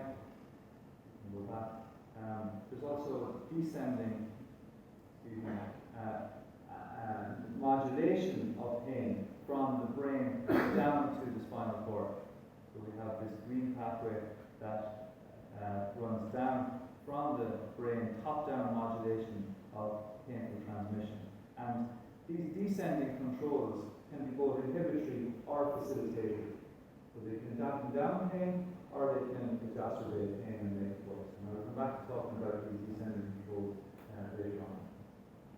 So this is like the pain circuitry, the anatomy of a pain pathway, and this sort of circuit is what we need to have intact in order to be able to feel pain and respond to acute pain in our environment. But when pain becomes persistent, what happens? What's going wrong? How does it become chronic? And this is sort of the pathophysiology aspect of pain processing. So now we have the same circuitry, same nerve, same pathway, but this time we're looking at it in the context of tissue damage or inflammation. Now again, I've just used the knee joint as an example here, but it could quite easily be showing the facial area and inflammation or nerve damage in the trigeminal system. And so we have this background of tissue or nerve damage, inflammation. That's going to be associated with the release of pro-inflammatory molecules. So two of the best characterized here are the prostaglandins and something called bradykinin, but there are many, many others that we could talk about as well. But this inflammatory soup kind of bathes the pain transmission neurons, the nociceptors, out in the periphery and also back in the spinal cord. So these nerves are projecting to the spinal cord from the periphery, from the knee or from the facial area to the spinal cord, as we've heard. And back in the spinal cord, following tissue damage or inflammation, we can also have a high expression of these pro-inflammatory molecules. And in the spinal cord, the cytokines in particular, the pro-inflammatory cytokines, play a very important role here. And essentially, and Professor Durham gave a very good account of this, these pro-inflammatory molecules, both in the periphery and in the spinal cord, set up this sensitization. They set up this peripheral or central sensitization, and they maintain it also. And so now when we introduce our pinprick, then there's enhanced pain transmission to the brain. So that's depicted here by my bigger arrow. So we've got an enhanced activity in these ascending pathways that run from the spinal cord to the brain. So we've got increased transmission of pain to the brain, the cortical regions and be perceived as enhanced pain. And we also have a shutting down of this descending inhibitory pathway. So remember I talked about this green pathway, these are nerves that run from the brain, and the brain stem in particular, down to the spinal cord. Normally they would serve to dampen down the pain, but now that inhibitory control is itself removed. And so they're no longer putting the brakes on pain, these neurons. And so we have an increase in pain transmission to the brain and a loss of the top-down inhibitory control from the brain down to the spinal cord. So those two things, and that sort of collection of events, neurophysiological events, pathophysiological events, contributes to the development and maintenance of chronic pain. So we have peripheral mechanisms. This is the enhanced excitability of these peripheral nerves. We have central mechanisms, the central sensitization, the level of the spinal cord, at the level of the brain as well, and then the loss of these inhibitory controls that are top down from the brain to the core. And all of this essentially results then in abnormal ectopic discharge, the unwanted firing of nerves within the pain pathway. And ultimately that can be felt and experienced as chronic pain. So I guess we've been focusing so far on the nuts and bolts of the pain circuitry, the pain nerves, the anatomy and physiology of the pain pathway. And I talked about how the nociceptive transmission, the pain transmission, how it can be amplified both at the periphery and in the central nervous system, the spinal cord and the brain. But this is a slide from Ireland Tracy and Pat Manti in a very good review on chronic pain a few years ago. And what I like about this slide is that it also conveys the greater complexity of the pain experience. So yes, we have the pathophysiology and the enhanced pain transmission, but we also have pain affecting higher centers in the brain, and pain impacting on our cognition, our ability to think, pay attention to things, distraction, our thoughts, the catastrophizing, is this pain ever going to go away? Am I ever going to get better? What's its impact on my life, my relationships, my job, and so forth? So we have the contextual aspect as well. So how our expectations can be affected by pain, and how in turn pain can be modulated by our expectations. The placebo effect, very important and subject of a lot of study at the moment in pain research. The effect of pain on our mood. So the very high incidence of comorbidity between depression, anxiety, and chronic pain. I'll talk more about that shortly. And also how mood can impact on our pain as well. And sort of bi-directional relationship between mood and pain. And then there's the neurochemistry and the neuroanatomical aspects. So if we look in the brains of animals that have been subjected to chronic pain, or indeed humans post-mortem, we will see structural abnormalities, these maladaptive changes, shrinkage of brain regions, enlargement of others, loss of neurons that are very real structural alterations that we can associate with chronic pain. So I guess all of this together means that pain is affecting the whole person and affecting the periphery, the spinal cord, but also the brain. And in that respect, we've learned quite so much about this pathophysiology over the last 10 to 20 years or so that we're really now encouraged the thinking of pain as a disease, chronic pain as a disease in its own right.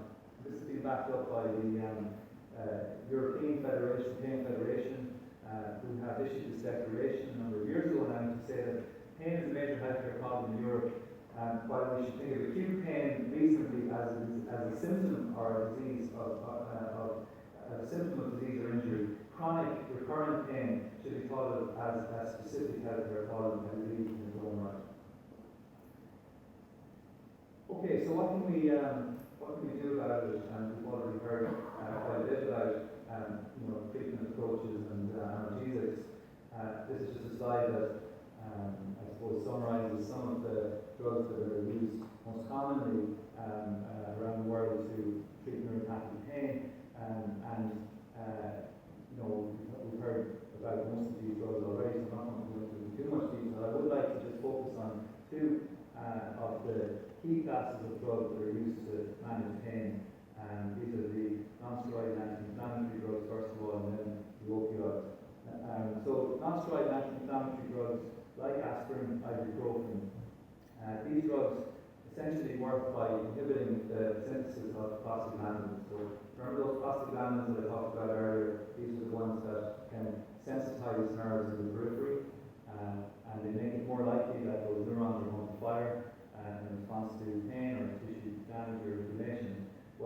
aspirin and ibuprofen are working to inhibit the synthesis of these prostaglandins. So they reduce the levels of these inflammatory molecules and make it less likely then that the neuron is going to be activated.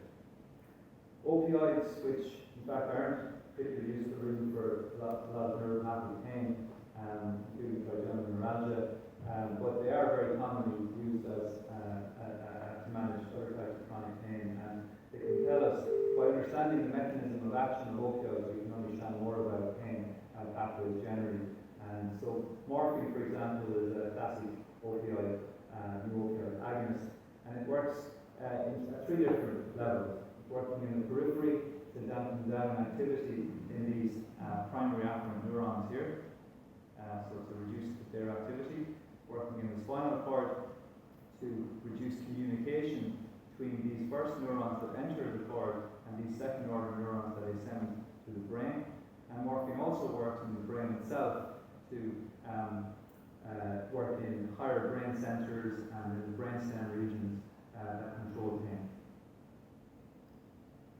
And then I suppose the third type that is more relevant to neuropathic pain and trigeminal neuralgia are the anticonvulsants, including maybe the newer gabapentinoids as well. And these drugs we know are working here in the spinal cord at this synapse between the incoming primary afferent neurons and the ascending neurons that go on to the brain. And so again, these anticonvulsant drugs are dampening down communication within the pain pathway, and they're blocking the release of neurotransmitters here in the spinal cord that would normally be important in the transmission of pain signals. So we have these drugs, and there are a number of others that I just don't have time to go into, but we have them, but they're not all that effective, as we've heard tonight. Mixed experiences with these drugs. If you ask people, and in the Pain Europe study a few years ago, these were the stats that in Ireland, about 70% of patients would say that their medication is inadequate at times to manage their chronic pain. And that can be because the medication isn't effective enough, or for certain groups of patients with certain conditions it's not effective, or it can be problems associated with side effects, that sometimes the adverse effects of these drugs are just so severe that the patients can't get on with it and can't use them reasonably.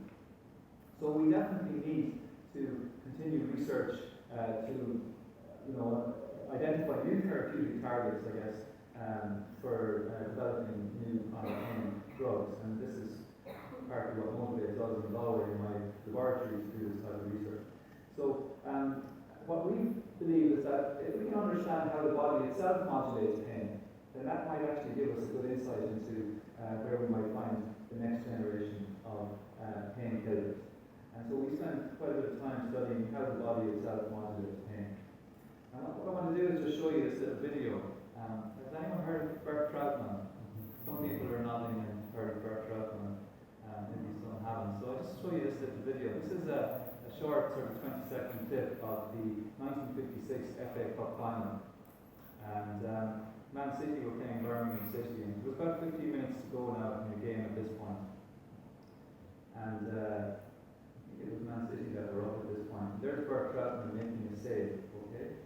Now, it was later revealed that he broke his neck making that save. So he broke a couple of vertebrae in his neck. But you weren't allowed to make substitutions at the time, in the 50s. So he stayed on. Bert Troutman looking very anxious there in the audience. And there he made another 2 or 3 saves with the broken neck, and within the last 5 to 10 minutes or so, and it actually won the game for Man City. Incredible, and he's taken off. And he had an X-ray later, and it was revealed that he had broken a few vertebrae in his neck. So how is it that someone, and we can point to many other examples like that in sport, in boxing, and car accidents as well, and soldiers on the battlefield is another classic example that they don't necessarily feel the pain of their wounds until they leave the stressful situation of the battlefield, and then they will feel the pain. So these high-octane, stressful, high attention demanding situations allow us to suppress pain in dramatic ways for short periods of time. So we call this stress-induced analgesia, and it's a very, very powerful form of pain suppression. And so I'm very interested in understanding what happens in the body, in the brain, while this powerful form of pain suppression is taking place. Because if we can understand what's being released and how the nervous system is working during that type of profound pain suppression, then that might give us clues into developing new painkillers. And so we try and come at this problem from multiple approaches, preclinical studies in animal models, clinical studies, also look at neurochemistry, what chemicals are changing in the brain, the spinal cord, what's being released during this type of stress-induced analgesia. The molecular biology, so looking at the genetic level, the protein level as well, and then the neuroanatomy is trying to understand what parts of the brain are responsible for this stress-induced analgesia. And we've done quite a bit of work on this over the last, I suppose, 15 years or so, focusing on opioids, but also cannabinoids. And Paul spoke quite a bit about cannabinoids. So cannabinoids have been an interest of mine for about 16 years. Not so much cannabis plants, we are interested in that as well, but more so maybe the body's own cannabinoids.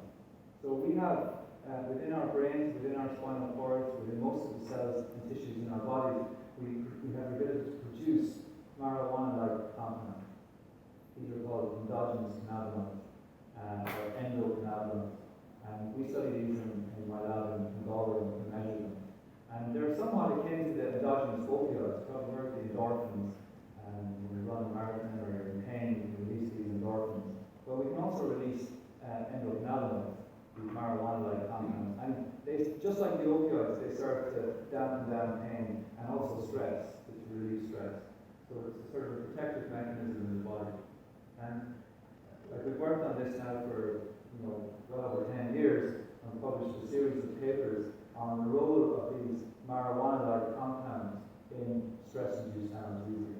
And to summarize it in a nutshell, this is one of the papers that we published a few years ago on pain, but in a nutshell, if we block the cannabinoid receptor, that's the protein that these marijuana-like compounds act on, we block that receptor, then we can eliminate stress-induced analgesia in rats, for example. And if we enhance the levels of the endocannabinoids with drugs, then we can enhance the stress-induced analgesia as well. So clearly, I guess we've worked on the parts of the brain that are involved in this. We figured out that the midbrain, the periapical way, is very important. The amygdala, this paper was about the amygdala, which is a part of the brain important in fear, in stress, and also in pain as well.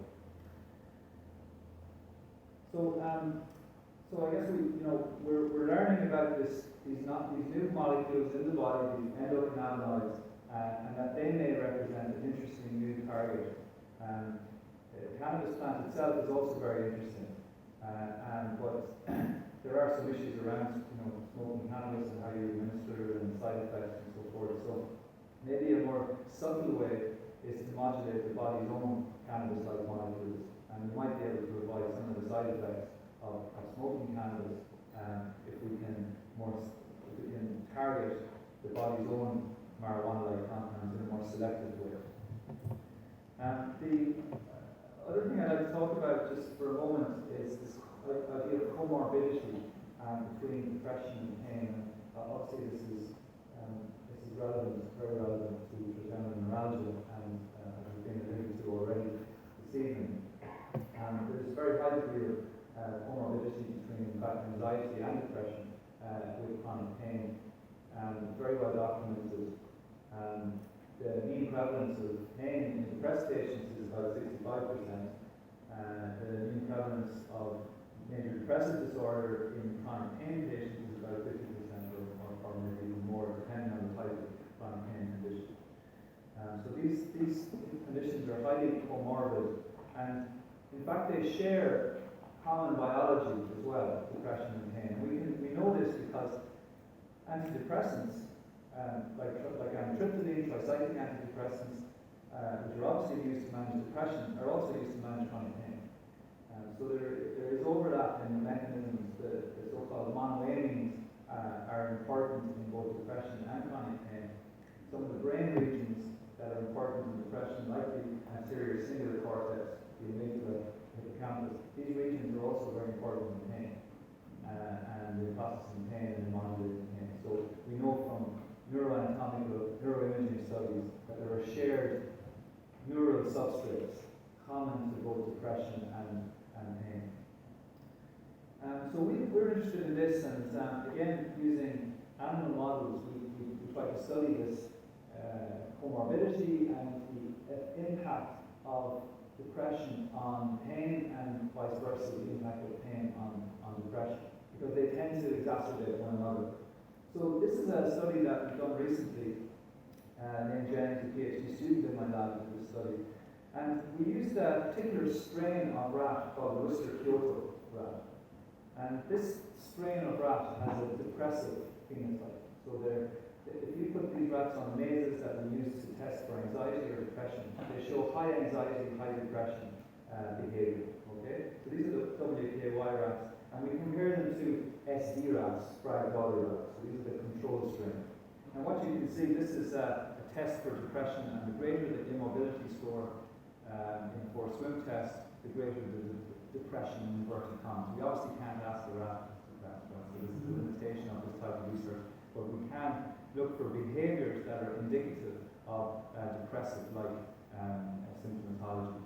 And one of them is this immobility score. So the higher the immobility score, the greater the depressive behaviour. And what you can see, first of all, is sham is our control, right? So these are not nerve injured, whereas the SNL, the blue guys, these have a nerve injury. This is a type of neuropathic pain that would induce in the rats. So if we look at the control Worcester Kyoto rats and compare them to the Spragues, well, they have this higher depressive behaviour to start with, okay, before we do any nerve injury. And now if we injure the peripheral nerves, this is a spinal nerve ligation model, we injure the peripheral nerves, we see greater depressive-like behaviour in the Worcester Kyoto animals. So these rats that have a genetic predisposition to depression and anxiety, they have this greater depressive response following nerve injury compared to the non-nerve injured equivalent and compared to the Sprague-Dawley rats. So then we went on and we do this type of research in animal models because we can learn more about the neurobiology. So we can then look inside the brains of these animals and try to determine what's changing. This is something we can't do in humans. So we can measure protein expression post-mortem in these animals. And here what we did was we looked at this cannabinoid receptor expression in the amygdala. And what you can see is that there's a greater expression of the cannabinoid receptor in the amygdala of these nerve-injured Worcester Kyoto rats compared to the non-nerve-injured controls and compared to the Sprague-Dawley. So we now see that there may be a role for the cannabinoid system in this type of enhanced depression associated with neuropathic pain in these animals. And so then we can go on and we can administer a drug that will boost the body's endocannabinoids, these marijuana-like compounds. We can elevate the levels of these. And when we give this drug, it's called URB597. You don't need to worry too much about the name of the drug, but it's an inhibitor of the enzyme that breaks down the endocannabinoid. When we give that drug, we get a small but statistically significant antidepressant-like effect in the Worcester Kyoto animals. So boosting the body's own endocannabinoids has an antidepressant-like effect in nerve-injured animals, in neuropathic pain animals. So, I think this hopefully gives some promise in terms of targeting the endogenous cannabinoid system for pain, depression, and their comorbidity in particular. The last bit of data that I just want to show you from our research, this is collaborative work that I've done with Michelle Roach in Galway. We work also on the immune system, and Paul referred a lot to the neuroimmune interactions, communication between these glial cells and the neurons. So we were also interested in this, and in this particular study, we looked at neuropathic pain again in our rat model, the same model as I talked about before, the spinal nerve ligation.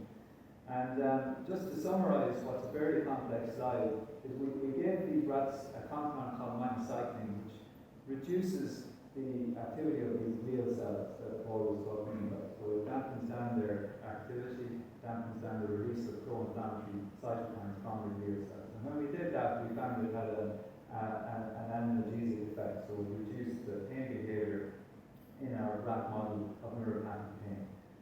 We also find that it had an effect on a cytokine called interleukin-1, and in fact other cytokines too that I'm showing on the slide, IL-10 was also affected. And we did this experiment in non-depressed animals and in a model of depression. This one is called the olfactory pulvectomy model of depression.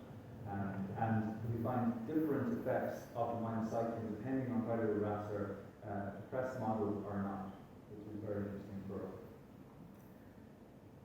The last bit of work that I want to talk about is not work from our lab, but I think it's exciting research that may hold some promise for therapies in future years. And it's coming back to that condition that I spoke about right at the start of my talk, the congenital indifference to pain. So these are the people who are born with an inability to feel pain from birth. And these individuals were studied a number of years ago in this paper published in Nature, and it was realized that the reason that they cannot feel pain is because they have a mutated form of this gene, SCN9A. And this gene codes for a single type of sodium channel called NAD1.7. And this sodium channel is found largely in the pain pathway. And we have lots of different types of sodium channels in our body. Some are in the heart, some are in the brain. But this particular one is mostly expressed in the pain-sensing neurons, those primary acting neurons. And when it's not working properly, we don't feel pain. So you need this sodium channel to be working properly in order to be able to feel pain. And it's a fascinating study anyway, because I spent quite a while talking to you about the complexity of the pain experience, the importance of the brain, and the top-down modulation, and all that stuff. But at the end of the day, if you don't have this single sodium channel working properly in your primary acting neurons in the periphery, then you don't feel pain.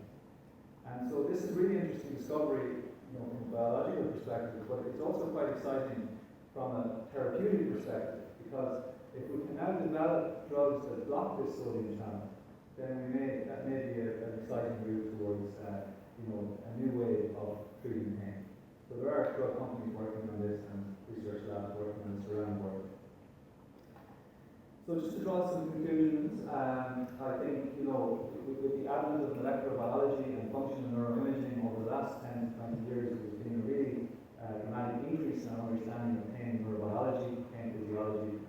We should think of chronic pain as a disease in its own right. It's a disease of the nervous system. It's associated with maladaptive plasticity within the pain pathways, within the spinal cord, within the brain.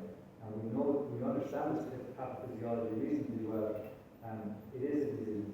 Just like cancer has a pathophysiology and heart disease, so too does chronic pain. It has a pathophysiology associated with the nervous system. We have some painkillers. They're okay. Some patients can do well on them, as we've heard, but they're far from perfect and associated with significant side effects. So we need to develop new treatments and greater understanding. And maybe an increased understanding of these inbuilt pain suppression pathways, this stress-induced analgesia, endogenous analgesia, might help us towards novel treatments. And also increased understanding of molecular biology and the genetic type studies that I just finished on with the sodium channel work. In addition to the neuroimmune work, I think the communication between the nervous system and the immune system, the glial cells, all of these hold some promise if we can understand them better for new drug development.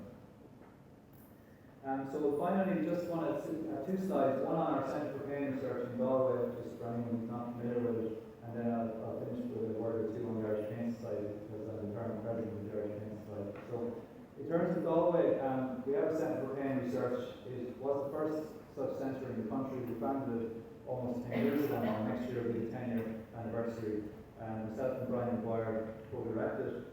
And I guess we organise ourselves into these clusters where we run through from the basic neuroscience, the type of stuff that I do and Michelle Roach, through to the psychological and clinical research that Brian and some of our clinical colleagues in anesthesia are doing in Galway.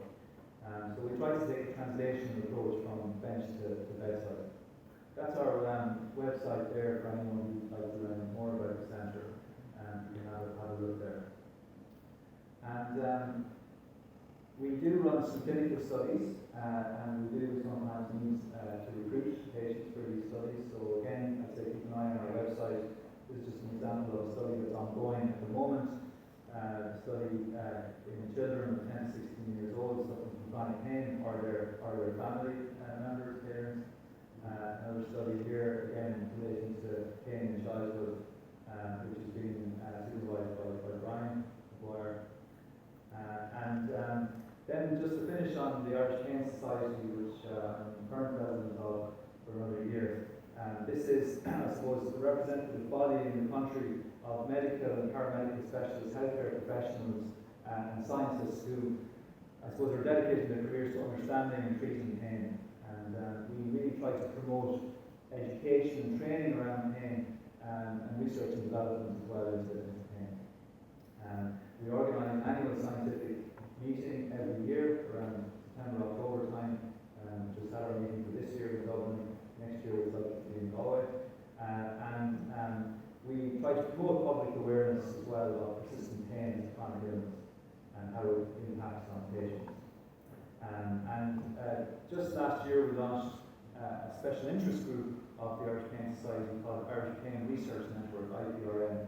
And this is a way of bringing all the researchers in the country who have an interest in pain research together under one kind of umbrella, and hopefully it will make us more competitive for grant applications and for lobbying government to fund pain research better, and that we can advance this area more quickly. So I'll finish there. I'll just thank sort of funding agencies who fund our research in Galway and our Centre for Pain Research, and thank you very much for your attention.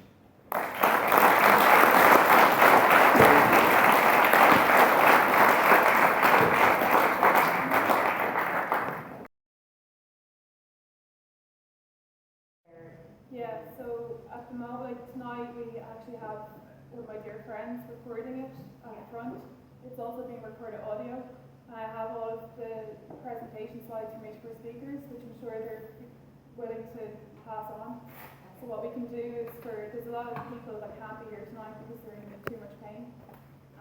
So already, like from registration emails, I have about 16, I think, at this stage that we're looking for presentation slides. So the idea will be that there'll be a video made, and that video will be available on the Trigeminal Neuralgia Ireland Facebook page, their webpage, and the International Trigeminal Neuralgia page that goes out to like the American and Europe and Canada, which were the founders of the Light Up Teal campaign.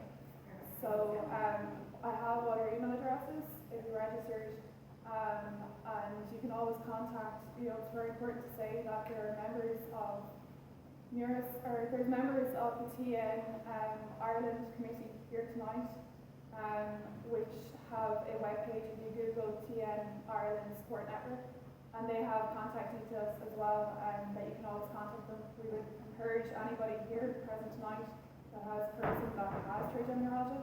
They have meetings at least 3 times a year. They're generally held out in Tallaght in the Glasshouse Hotel. But the hope of tonight is that people will now be aware that trigeminal neuralgia is something that occurs in Irish people.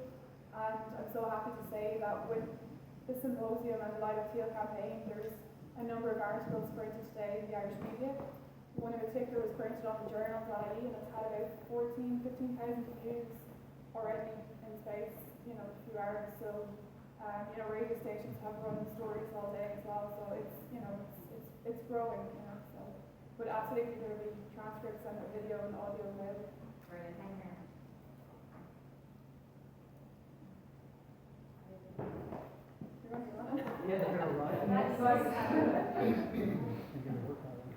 Carol, is the mic working? Oh, yes, sorry. Because if you use the mic, it'll keep recording it on the system. I was just wondering, do any of you have a view on stem cell treatment for trigeminal neuralgia?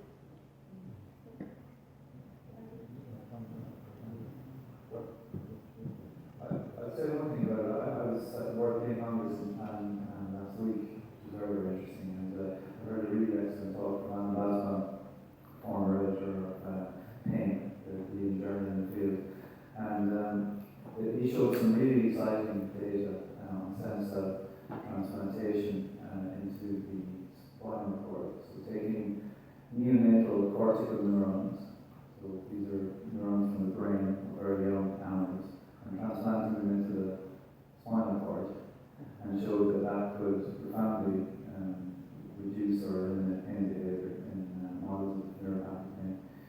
So it might have been directly relevant to trigeminal neuralgia, but it was certainly relevant to nerve injury and neuropathic pain. And I think, there are one or two other studies, in that space, and I think it's definitely got promise. And that data was quite exciting actually, and I think it's hopefully going to come to fruition, in the not too distant future. Anyone else like to say? I made a trip from Cavan tonight, and I have to say it's been probably the best couple of hours that I've had in a long time, because there is a tendency to feel alone. There is a tendency to people thinking of over-exaggeration or whatever, but I want to thank you most sincerely for your expertise. But I suppose the one question I'd ask the professional people, or maybe people who are suffering from trigeminal neuralgia at the moment, is there a perceived special medication that is better than any other one? I'm currently on Lyrica, and just wondering if there anything that would be any different or any better in the short-term future, please. Thank you. Well, I think that you have to try different medications. Certainly, as I said earlier, the primary one that was used for a long time was carbamazepine, temporomandibular. I think everyone with trigeminal neuralgia should try that at some stage, and then if that doesn't work, you would move to different medications. Lyrica is a good drug, but it's not the cure for all ills, as it's sometimes marketed as. So there are other drugs that you can try that maybe we're trying, or sometimes contemplated overdoses combining two different types.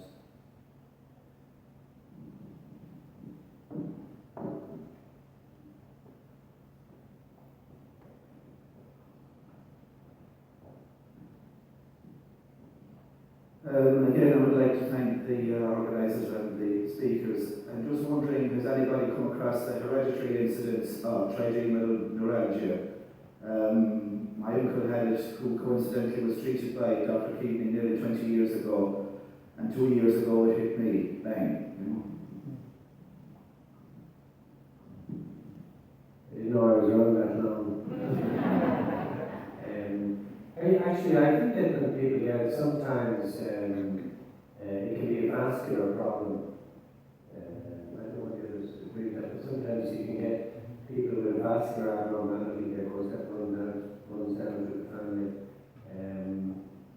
I'm not sure whether there's a very strong other hereditary genetic link to it. I'm not really sure, But I have seen brothers and sisters with vascular abnormality.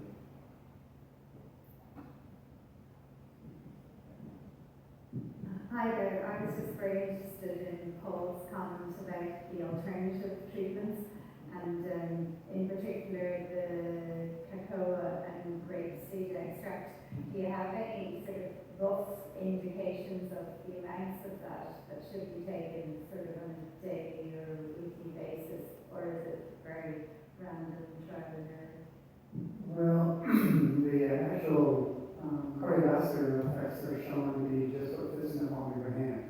And then they did a very large study in America on the benefits with dark chocolate, and that being better than, greater than 70% cocoa. And what they found is what fits in the palm of your hand is really sufficient, and if you only eat that 3 times a week, they were showing the cardiovascular benefits.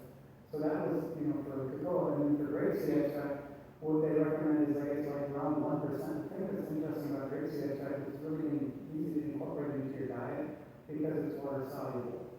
So you can just mix it up in any kind of drink or powder, and then just, incorporate it that way. But we in our state, we were just using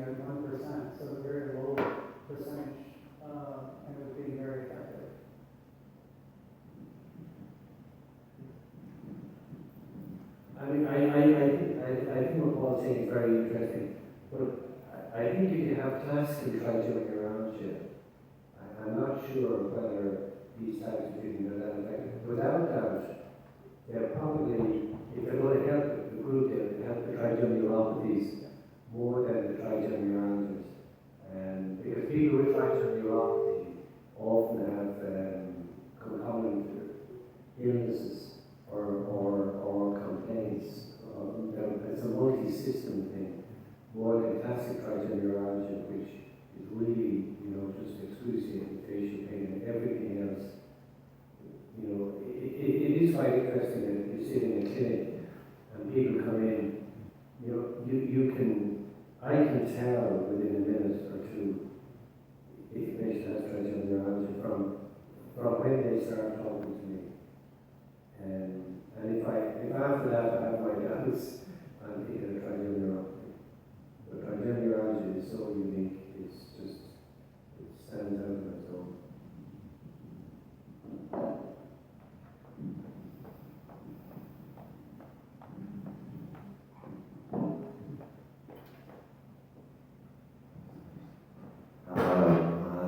Professor Durham, there was 2 drugs you mentioned that were falling into sort of a patent abyss due to commercial reasons, stuff like that, which is a very common thing with trigeminal neuralgia, where it's not very profitable to address.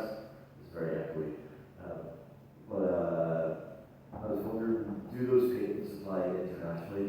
And if you know exactly how the drugs function, is it just American, UK, Europeans? Because there's research facilities globally, and if the actual science exists, you understand obviously very well already. Are you blocked from developing those drugs internationally? Well, ultimately, they hold the patent on it, so they control whether the drug goes forward or not.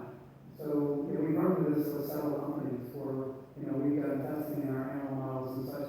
And really what it comes down to a lot of times is whether or not they have other drugs in the pipeline. So if you just have a single drug that works, sometimes they won't, even though it's very effective, they're nervous about bringing it forward without having other drugs that are similar to it in the pipeline. And that's what kind of happened with Orofacial. So when they looked at it, they just didn't think they had enough other drugs in the pipeline. So if they got into trials and they needed to try to, derivative of the drug to see if they had better, efficacy or less side effects, they really wouldn't know in the report. So they're putting really all their eggs in one basket. And so if it worked, it would have been great. And the unfortunate thing was, and truth be known, is that they did run a clinical trial with that drug in migraine. And unfortunately, they underdosed it. And I was sitting on the advisory panel for the company, and it was really disheartening that we had clinicians from all around the world, literally, all disagreeing with the company, saying, look, you don't know what the dose should be. We think you're underdosing it by like 4-fold. And they went ahead and did the trial anyway, just because they wanted to try to get the market sooner. But by doing that, they kind of shot themselves in the foot because they were just right and missed the point of efficacy. So in other words, there was a trend toward it, but they didn't quite make it statistically. So then it just, they missed their primary endpoint. So then the trial was over. And they chose not to go back in and redo it. So yeah, like I said, it does happen, but it's whether or not the company is willing to give up their rights to it so that somebody else can develop it, that's what we have to wait and see. Does that answer your question? Kind of. Yeah. The microphone's going. I just thought that, I have a friend who registered a few papers over the years, and her papers covered certain regions, not all. I was curious if that can be circumvented because researchers tend to work with them.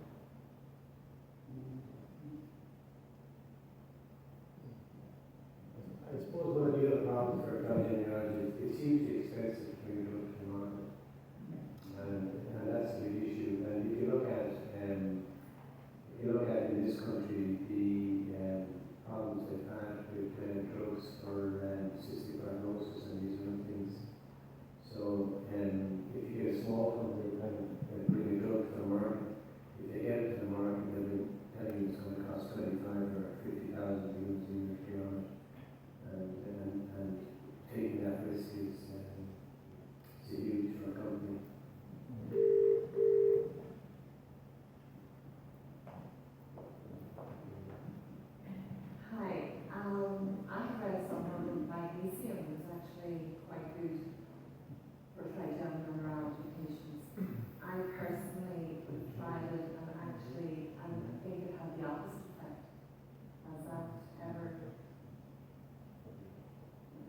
One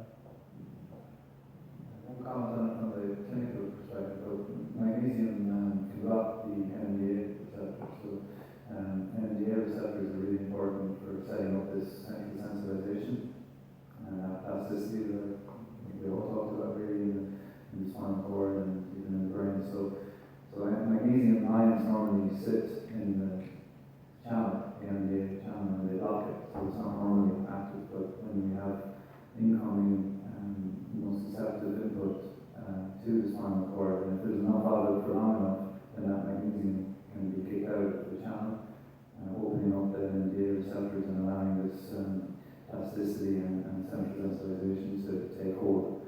So you could see that that might be a mechanism by which magnesium could be effective. Can't really comment on the exacerbation, except that there's evidence that things aren't always how they should be in the spinal cord in chronic pain.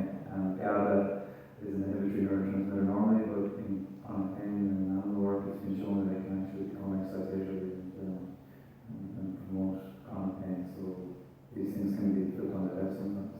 As much as I guess I can say. And then this gets back to our diet. What's been shown in an American study was that 40% of all adults over the age of 20 basically have a magnesium deficiency. And it's been correlated with migraine. That people have low levels of migraine, or low levels of magnesium, serum levels, actually are at a higher risk for migraine. And so right now, one of the things that there's an ongoing trial with is, and more part of it, is there's a company that's actually made a different derivative of magnesium, because the magnesium you get in your supplements isn't really bioavailable if you don't take them in literally listening away, so to speak, sorry. So the thing is that they had this company made a different derivative of it that's much more bioavailable, and now they've been treating, it's in clinical trials now, and from what we've been told, the first analysis is really promising. That for some patients, it's really reducing the frequency of their migraine and the severity, and it's like what the Finn was saying, is it's basically quieting the nervous system is what it seems to be doing in those patients. So it's encouraging, and it's again something that is going to be available as a supplement. We'll just have time for one more question. We have a wine reception set up in the area where you had your tea and coffee, and our speakers are staying around, you can ask them questions as well. So, anybody want to ask questions? No? Can I ask one last thing? Sorry. Prof Durham as well. When you were giving the start of your talk, you spoke of 3 different drugs that were particularly useful. Would you mind did you say 3 drugs? I think I might have mentioned there's 3 drugs that are at least FDA approved for trigeminal neuralgia. Is that what you're asking? Right, yeah, maybe, because I just sounded 3 of them. Yeah, no, it's carbamazepine, and then gabapentin, and pregabalin. Okay. Does that make sense for, yeah. Those are the 3 that basically the FDA is giving approval for. I'd like to thank you all for coming here tonight. It's fantastic to see so many of you. And there's a wine reception set up in the room where you had tea and coffee. Thanks for coming.